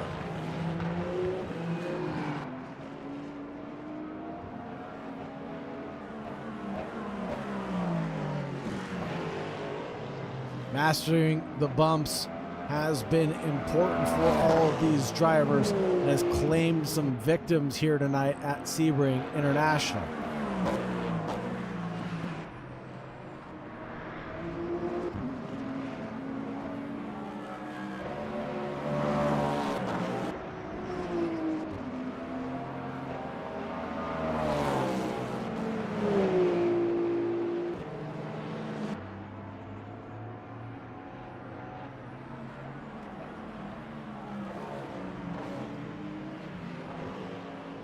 Danilos Garcia opens up the gap to the car behind by 4.3 seconds. How would that wiggle he just had coming out of Sunset might leave him vulnerable to an attacking Ian Lance here within the next couple laps if he keeps that up.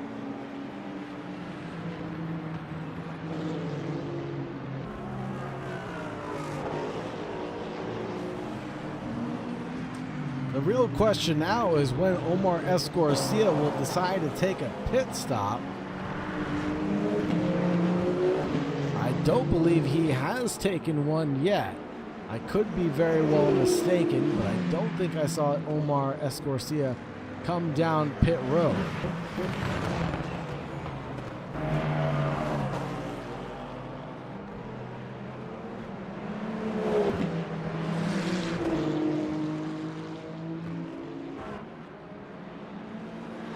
The pole sitter back up on top, the number 51 Ferrari of Omar, still doing very well out in first place into the sunset of Florida.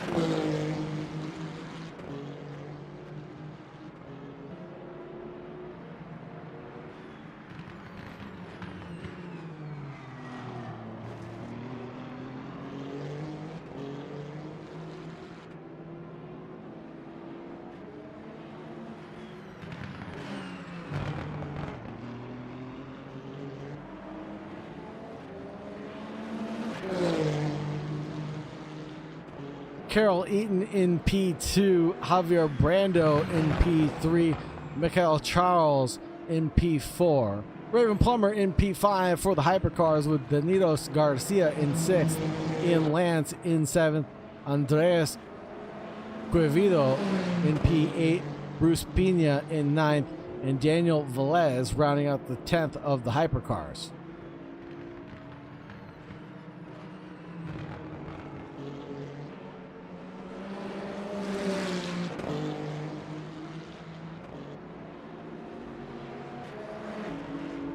Been a pretty exciting race thus far, and a very exciting race for Cesar Barahona, driver out in P1 of this race. He's commanded victory through the likes of Jaden Harrison, and a battle early on with Mission Wallace sent him up the order into P1. Rowan Harris in P3, Jaden Harrison in P4, driver that qualified first now in 4th position. Rohi Robinson, driver in 5th position. Ricardo Swoby in 6th. Kaimani Eastman in 7th. Casey Jackman in 8th. Sebastian Rodriguez in 9th. Matt Titus in 10th. Kay Moss in 11th. DeVille Park in 12th. Joel Santamaria in 13th, AJ Martin in 14th, and Roger Keller in 15th for the GT3s.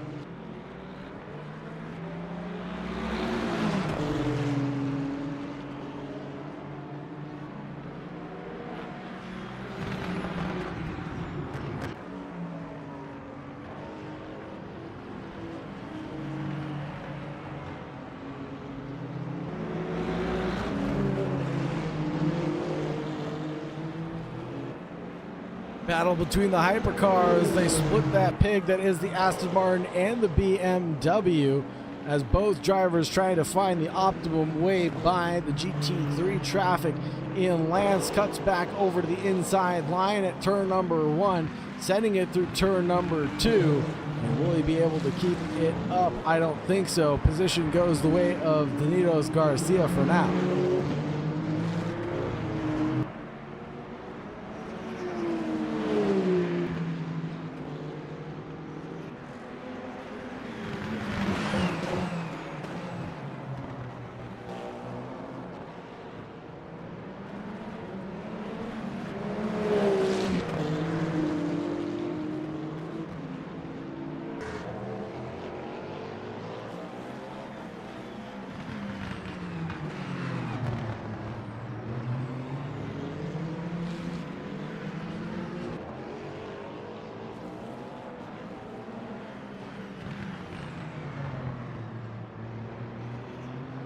Couple of little facts about Sebring International Raceway. The front straight actually used to be a landing strip for B-52 bombers. And if you're unaware, the reason why there are so many bumps coming down the front straightaway is they built the runway out of concrete blocks that were set in place. And you can see the demarcation lines of those concrete blocks off to the right-hand side slightly. And we'll see them when we come down the front straightaway. But coming through turn 17, it's Danilos Garcia over Ian Lance right now. All these lines in the road here are all of the concrete blocks that were set for that runway.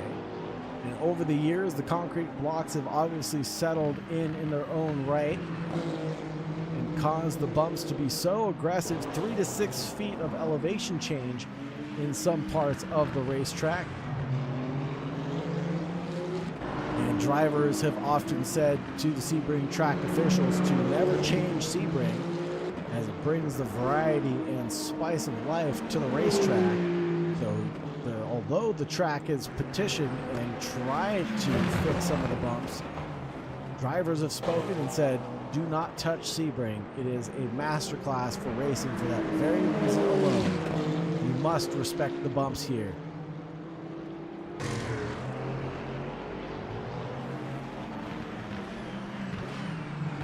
Almost running into the back is Ian Lance into Danilos Garcia. Narrowly avoids that collision though, just barely.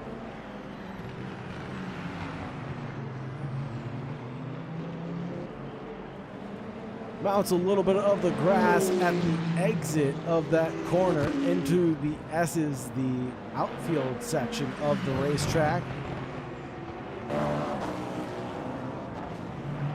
And into the S's we go, separated by 0.3 of a second, turning into 0.1 of a second really quickly.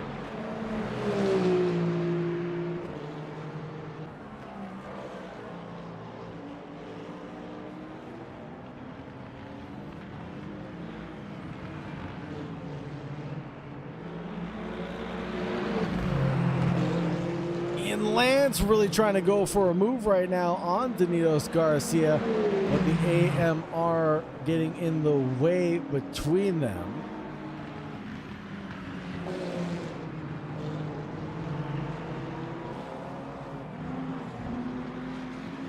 Boxing out Ian Lance's charge coming out of the final corner. And Ian Lance narrowly avoids contact with Garcia again.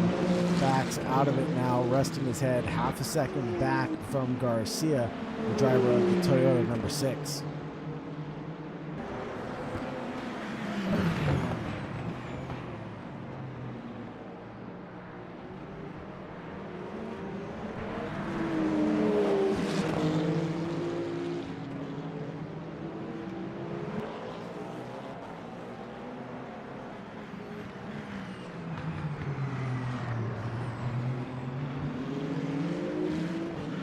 Just 13 minutes and 30 seconds remaining in this event. That leaves us with just about 6 laps of running left, folks.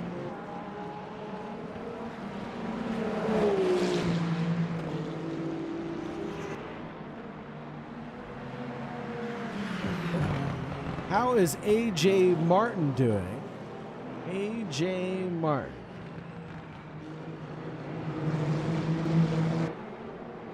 Hold on, covering off the inside line is that number 8. Back over to the racing line goes Ian Lance, driver of the 83.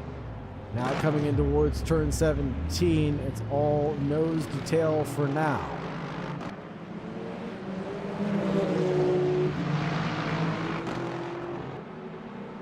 AJ Martin is currently in 14th position in class, 24th overall.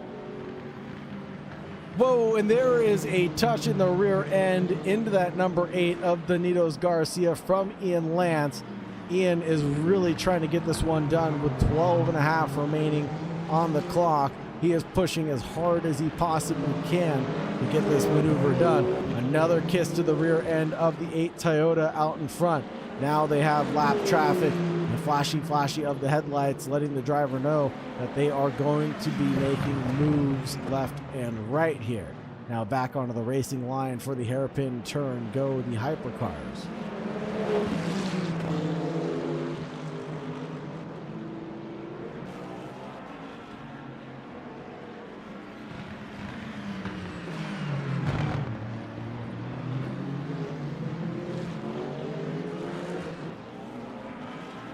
Any driver that takes a checkered flag of an endurance event is a winner in my books. Because anybody can hit the return to garage button, but it takes a real champion to drive it out to the very end. And driving it out, Ian Lance and Danitos Garcia sure are battling for the last couple of minutes of this event. Danitos Garcia putting on a masterclass defense right now.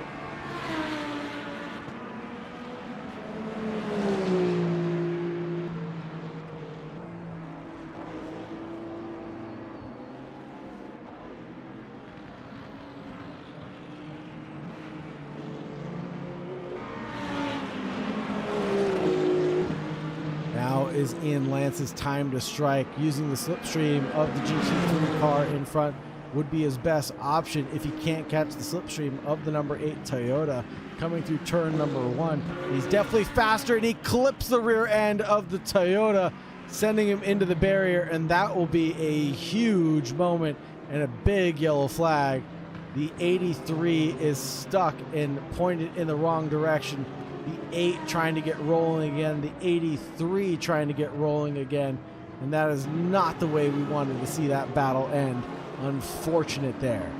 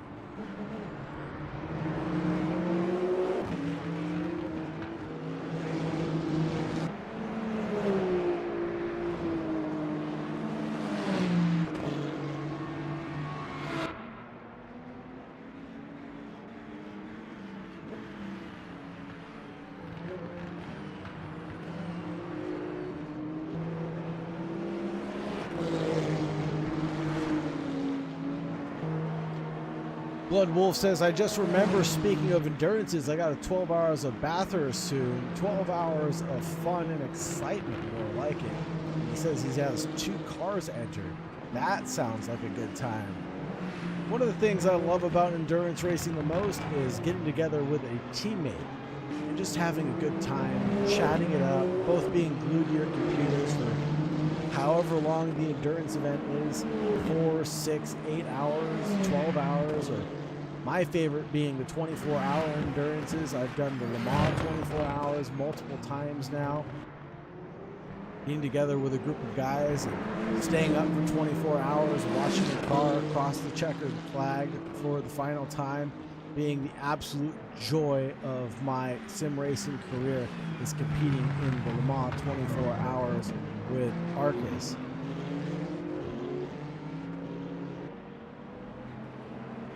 Arcus is no longer around, unfortunately. They were in a Assetto Corsa league, and I think they have gone under since Assetto Corsa Competizione came out and AC Evo has been released. Bloodwolf, I'm guessing that you're driving on Assetto Corsa Competizione for the simulator.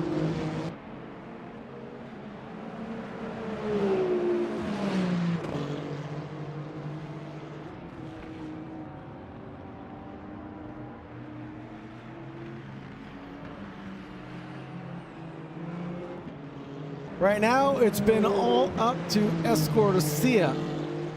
Carol Eaton, Michael Charles leading 1, 2, and 3 right now. And Omar Escorcia must have come to pit road when I wasn't looking. And Michael Charles apparently getting taken out by a back marker, getting involved in a back marker incident, I should say.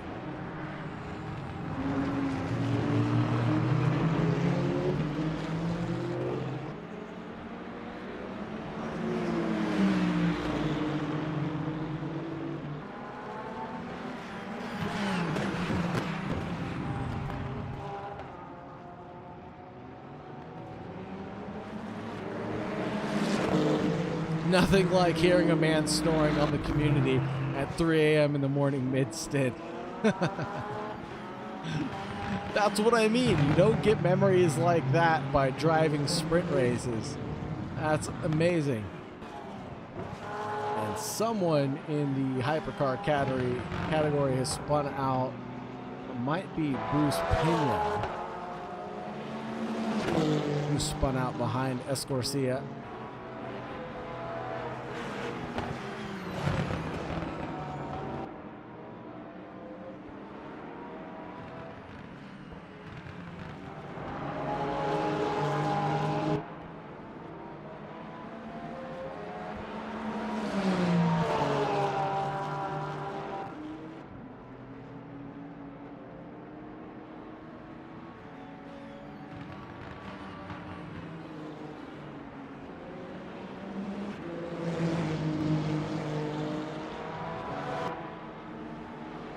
5 minutes left to go in this epic endurance event, round 3 of the 2025 Mixed Endurance Championship, brought to you by JSRA and our title sponsor, S Hotel. Thank you so much to that title sponsor for being able to fund all of the prizes for the JSRA 2025 Mixed Endurance Championship. This is, of course, round 3, where we're at Sebring International Raceway, where drivers are all mastering the bumps.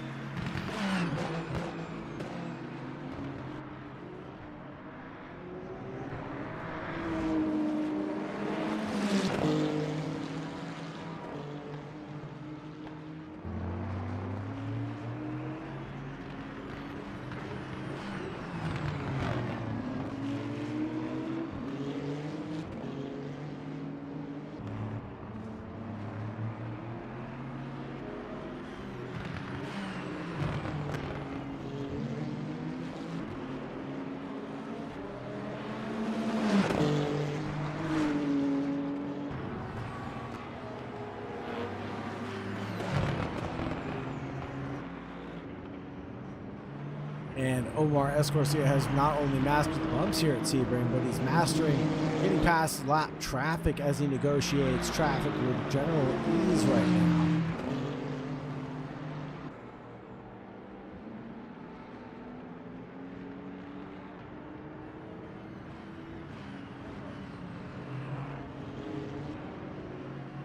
Cautious around some cars, aggressive through others, as he approaches them with some confidence.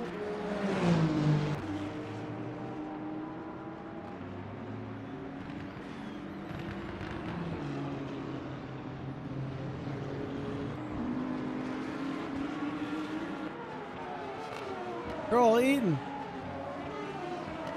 the driver of the number 868, if I remember correctly. No, he's the 345 car. I apologize. I believe that was Michael Charles, who was part of the 868 team. Yes, he is. Only 3 seconds back from his teammate currently. Trying to clinch his way back up into P2 but with 2 minutes and 40 seconds remaining left on the clock. He might not have enough time. Driver still owns the fastest lap of the race. A 1:47.1 to his name. And the GT3s, it's been Cesar Barahona leading the charge. Gap is now 48 seconds to Mission Wallace of the similar BMW car. And Rohan Harris in P3 currently. Number 85 Lamborghini. Iron Dame's car, Iron Dame's livery.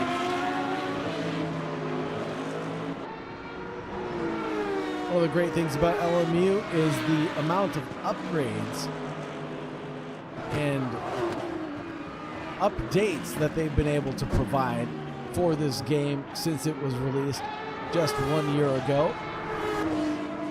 The game, the platform, the simulator has come a long, long way and has done fantastic as far as strides to be able to improve game performance, as well as provide a great experience.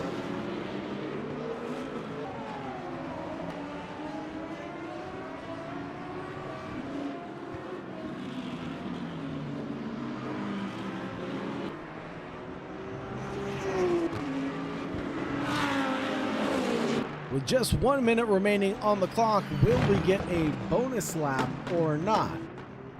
Hard to tell from this vantage point.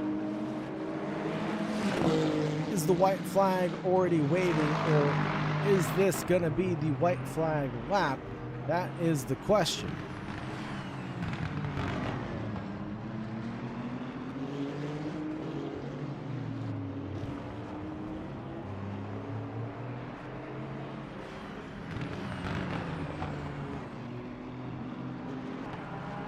Ricardo Swoby is in the top 5 currently. 105 seconds down from the leader, still holding on. 2.9 seconds is the gap back to Casey Jackman currently. And this will be the final lap of the race. Commanding victory for Omar Escorcia, the driver who started on pole position, will finish the race in P1 after a hard-fought battle with Michael Charles. Did an amazing first stint and an even better second stint to navigate the bumps here at Sebring. As he weaves across the line, the number 51 of Escorcia will claim P1 here at Sebring.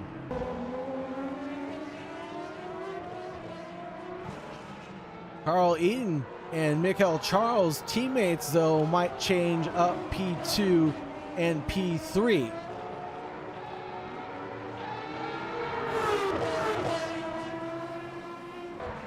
Coming through the S's now.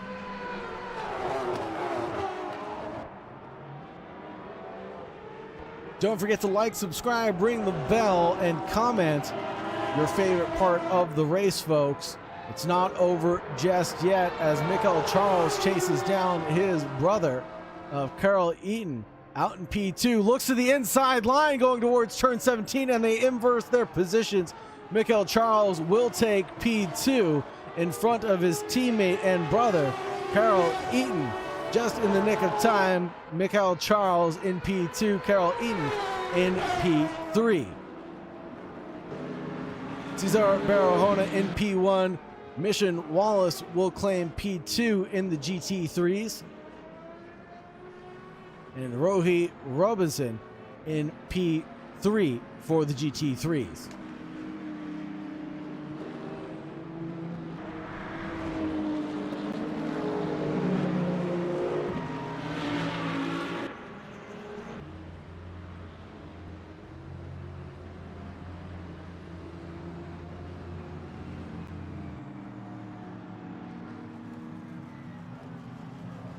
Did the game just freeze on me? I apologize for that.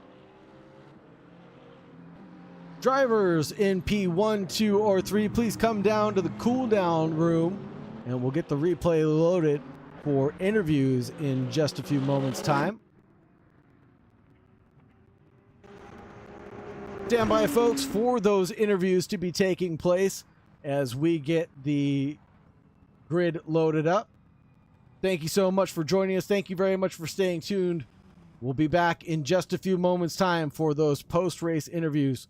Thank you, folks. Be right back.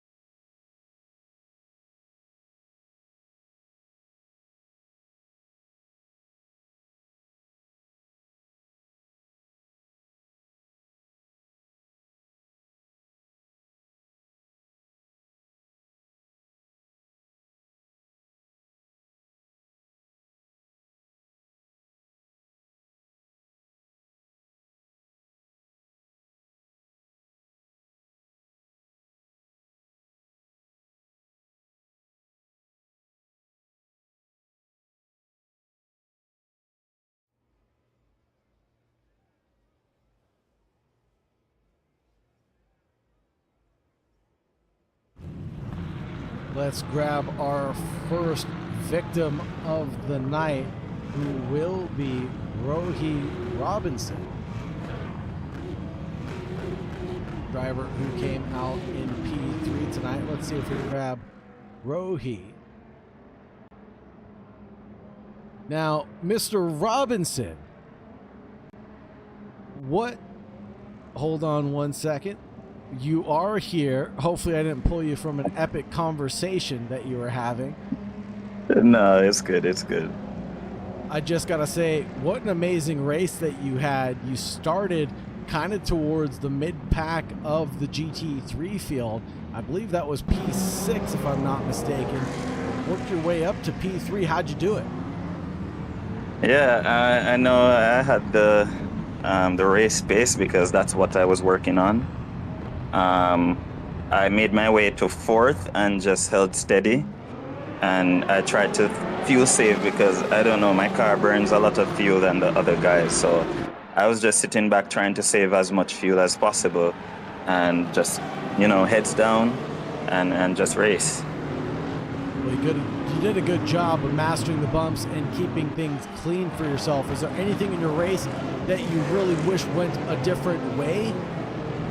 Yeah, unfortunately, Mission and I had an incident where I was rear-ended and I hit the wall.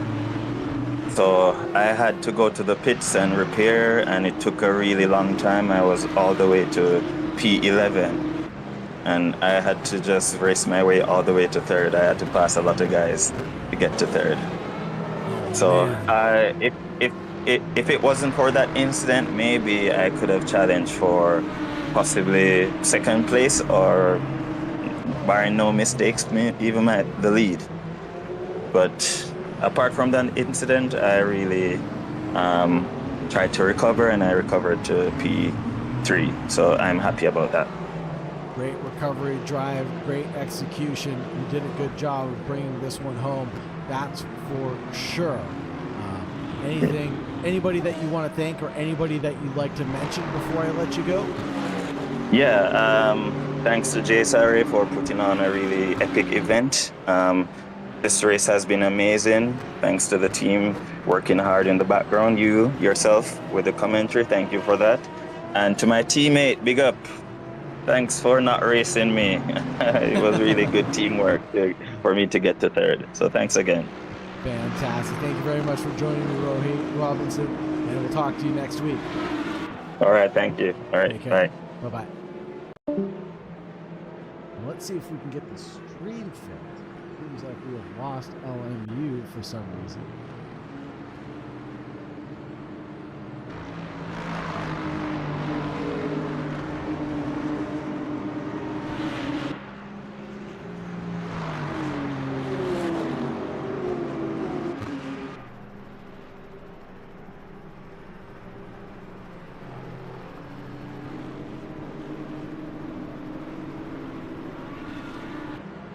There we go, and we've got it back, folks. Let's interview our next opponent. That'll be Mission Wallace up next. Now, Mission Wallace, you claim to have gotten P2 in this event, but I think you won P1 in everybody's heart for this event. Thanks for that. How's it going? Good. How about yourself, sir? You feeling a little sweaty? Not a little, a lot. Well, talk to us about your race a little bit. How did you get up to P2 from this event? I was actually surprised when I got to P2.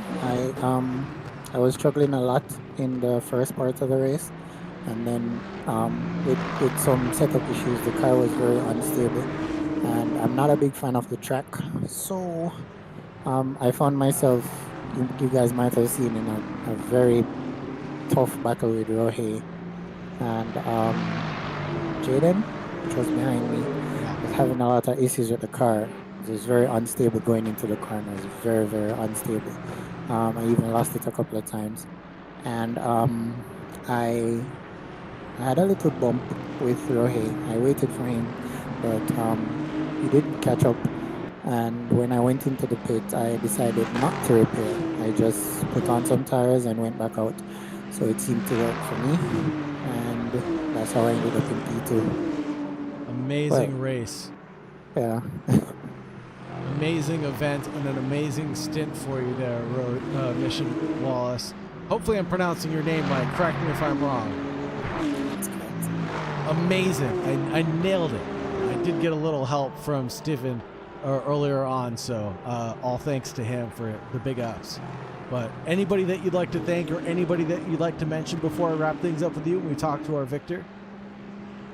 All right, very good race. Congratulations to Rohe. I believe he came back to third after the little coming together that we had in, I think it was like that 2021. And I want to send a big congrats to Cesar as well, and all the LMP guys. They're really good when it comes to. Sometimes it's a little weird when they're coming to pass, but it's been getting a lot better. So big ups to them as well. For sure. Thank you so much for joining me, Mr. Wallace. Have a great night. All right, you too, man. Let's talk to the man of the hour. It's all up to Cesar Barahona, the driver who claimed P1, mastered the bumps better than anybody else here at Sebring. How do you feel, Cesar?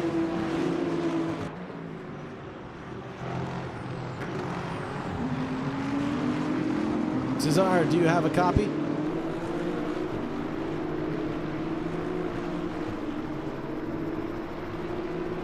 We cannot hear Cesar currently. Mr. Barahona is not in the room with us. Well, he is in the room with us, but we just can't hear him, unfortunately. We'll try to grab him in a couple of minutes. Oh, he's muting himself. Perhaps he is unmuting himself. No, we still can't hear you, sir. Make sure that your inputs are correct, if possible.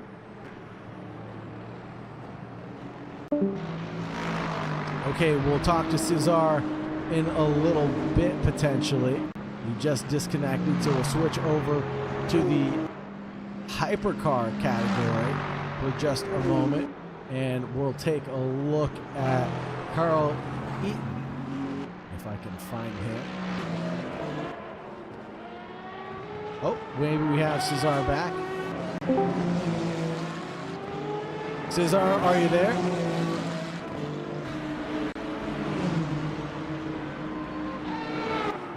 No, we still can't hear Cesar, so we'll switch over to Carl Eaton. Mr. Eaton, how do you do, sir?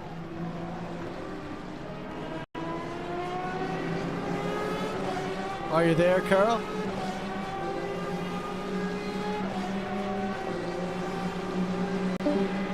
Oh, we lost Carol.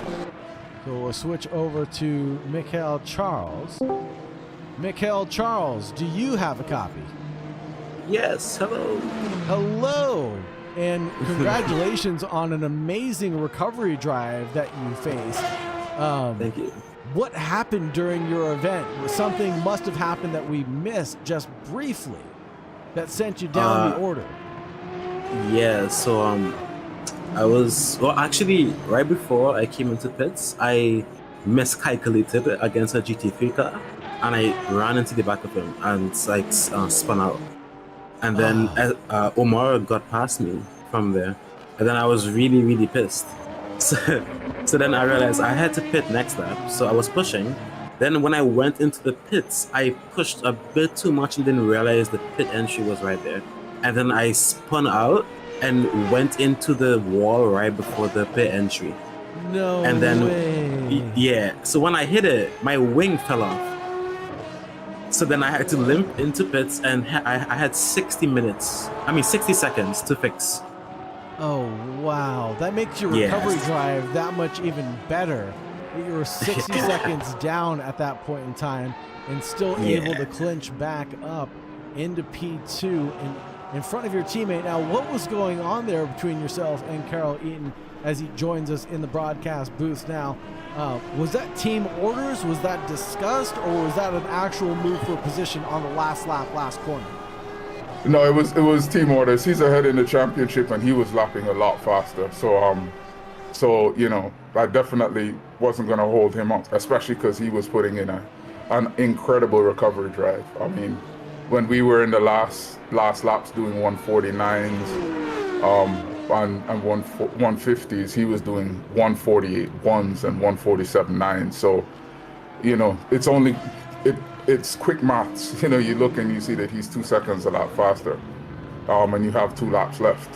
Why would you hold him up? 100%. That's good teamwork. That's good team orders. That's good just team sense in general to promote you guys as far up the championship as possible. But a double podium for your guys' team for the evening, that's got to feel really good, right? Yeah, definitely. Definitely. I just want to say a big, huge thank you to our sponsors, Automotive Arcade, man.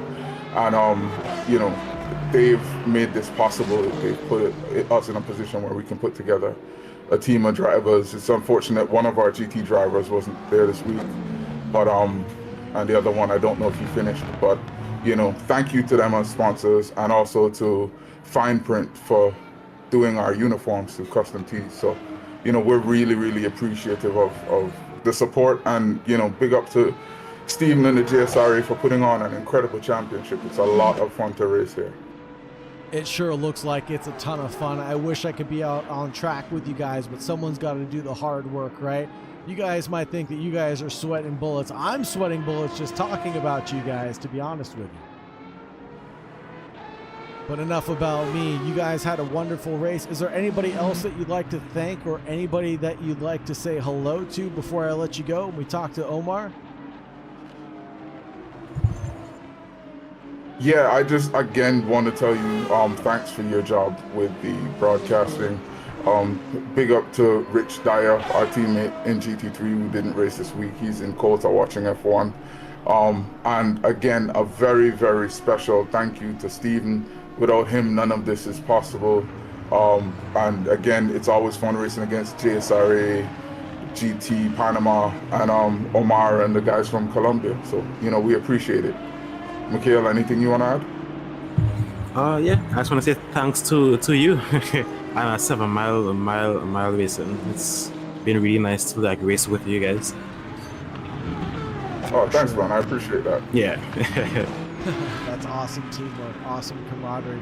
Thank you very much for joining me, guys. I appreciate you. I'll dump you back up into the team chat, and I'll talk to Omar next. Take care. Awesome. Thanks. Yeah. Bye-bye.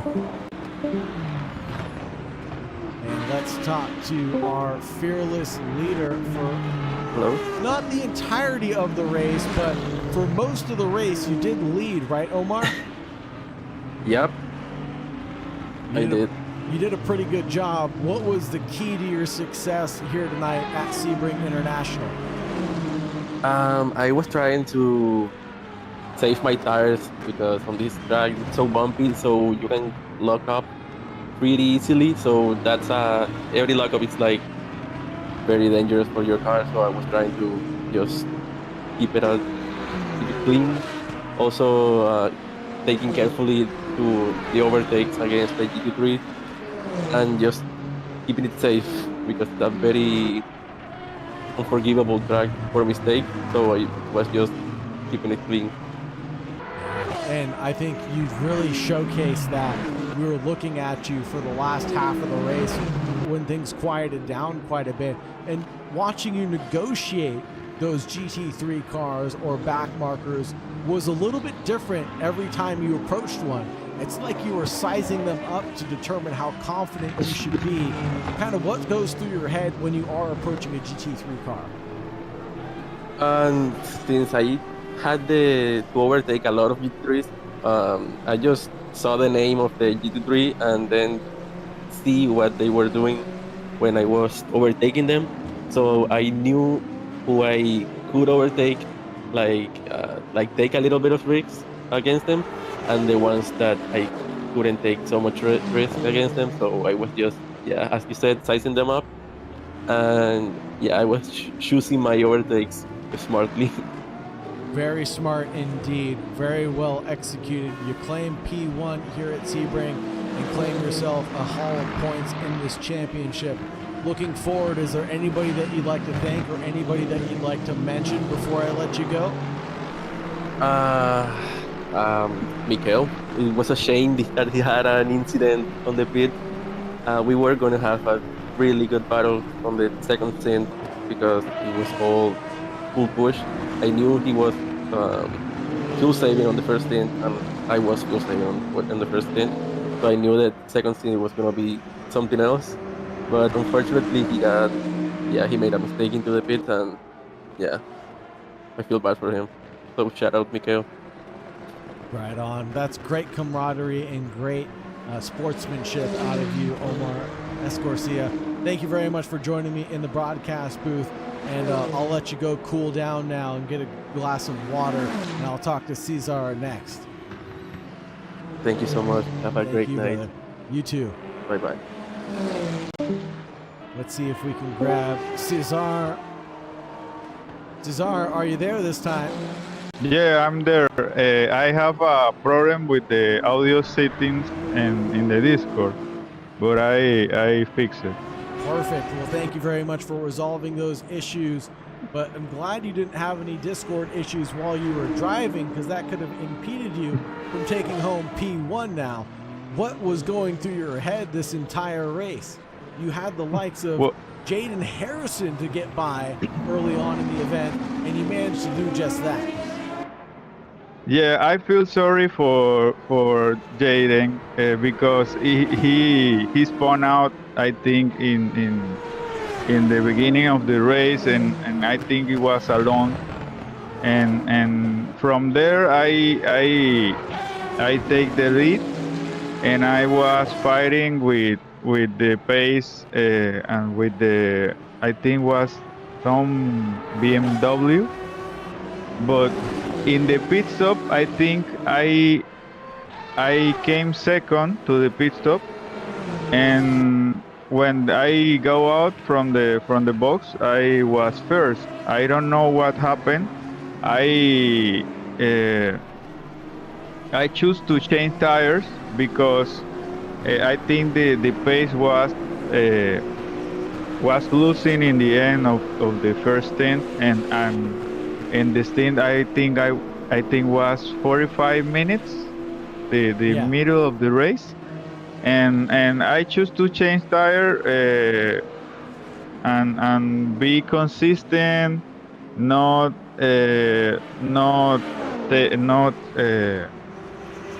spun out, not have incident with the hypercars, and manage to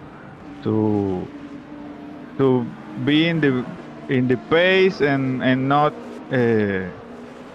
have any mistake. And I think at the end that was for the victory. I think I don't have the pace that Harrison have. And I think he was the person who win the race. But at the end, I think the consistency and not do any mistakes, stay on track and manage the hypercar and the traffic was the key in the race. For and sure. and mitigating your risks. What? Managing your risk level, not spinning, Yeah. not being involved Yeah. in incidents, not taking any risks with the hypercars, sacrificing a little bit of pace to them to make sure that they got by cleanly. Otherwise, if one of those incidents were to take place, it could potentially ruin yours. Yeah, I think I have some incident with the Lapet car. I think he lost completely the braking point, and I have to turn in to the side and let him pass in the braking zone, and I was very aware of the Lapet cars, because if if I don't move out with this car, I think I have damage and retire for the race. Wow. Well, great insights there from Cesar Barahona. Am I pronouncing your name correctly? Will be my final question of the night. Cesar. Cesar. Sí, it's okay. Cesar Barahona. Barahona. Perfect. Okay. Thank you for the pronunciation guide. Now, Cesar, is there anybody that you'd like to thank or anybody that you'd like to mention before I let you go for the evening? Well, first of all, I thank God, my wife that always supports me and always stay there, and the team PTY Sim Racing for the support, for give me the chance coming from the console, from other games like Gran Turismo, and take the jump to the PC world and start to competing in this type of games. For the sponsors, Panama Racing Simulators, Afro Photos, Alejandro Mechanic, the rest of the team that always have support, have the support for the race, for the practice, and I think that's the awesome. Thank you very much, Cesar. I appreciate you joining me in the broadcast booth. I'll let you cool down and get some rest. How's that sound? I think this okay. I will cool down and have a great night, brother. Thank you very much for joining me. Thank you. And that's going to wrap things up for us here tonight, folks. Thank you very much for joining us. Thank you very much for staying tuned. It's been a pleasure to be your host, to take you from green to checkered flag here tonight for JSRA. Big ups to our sponsor, the S Hotel, being our title sponsor and providing us with all the big bucks that we need to support the stream, support the prizes that are being given out. Really appreciate all the love and donations that the members have given us to keep the stream going. You guys are absolutely fantastic. One last time, I'm going to thank you to like, subscribe, ring the bell, all that good stuff to help the analytics, help out JSRA. And if you're interested in joining this community, make sure you check out the link in the description below to get a part of the Discord and join us for the next event. As I've said before, it's been a pleasure to be your host. I'm Sagar Bakshi, aka The Real High, on Twitch. Thank you very much for joining me. Thank you very much for staying tuned. It's been a pleasure to take you from green to checkered flag. With all that being said, have a great night. And as always, please stay safe out there. Bye-bye, folks.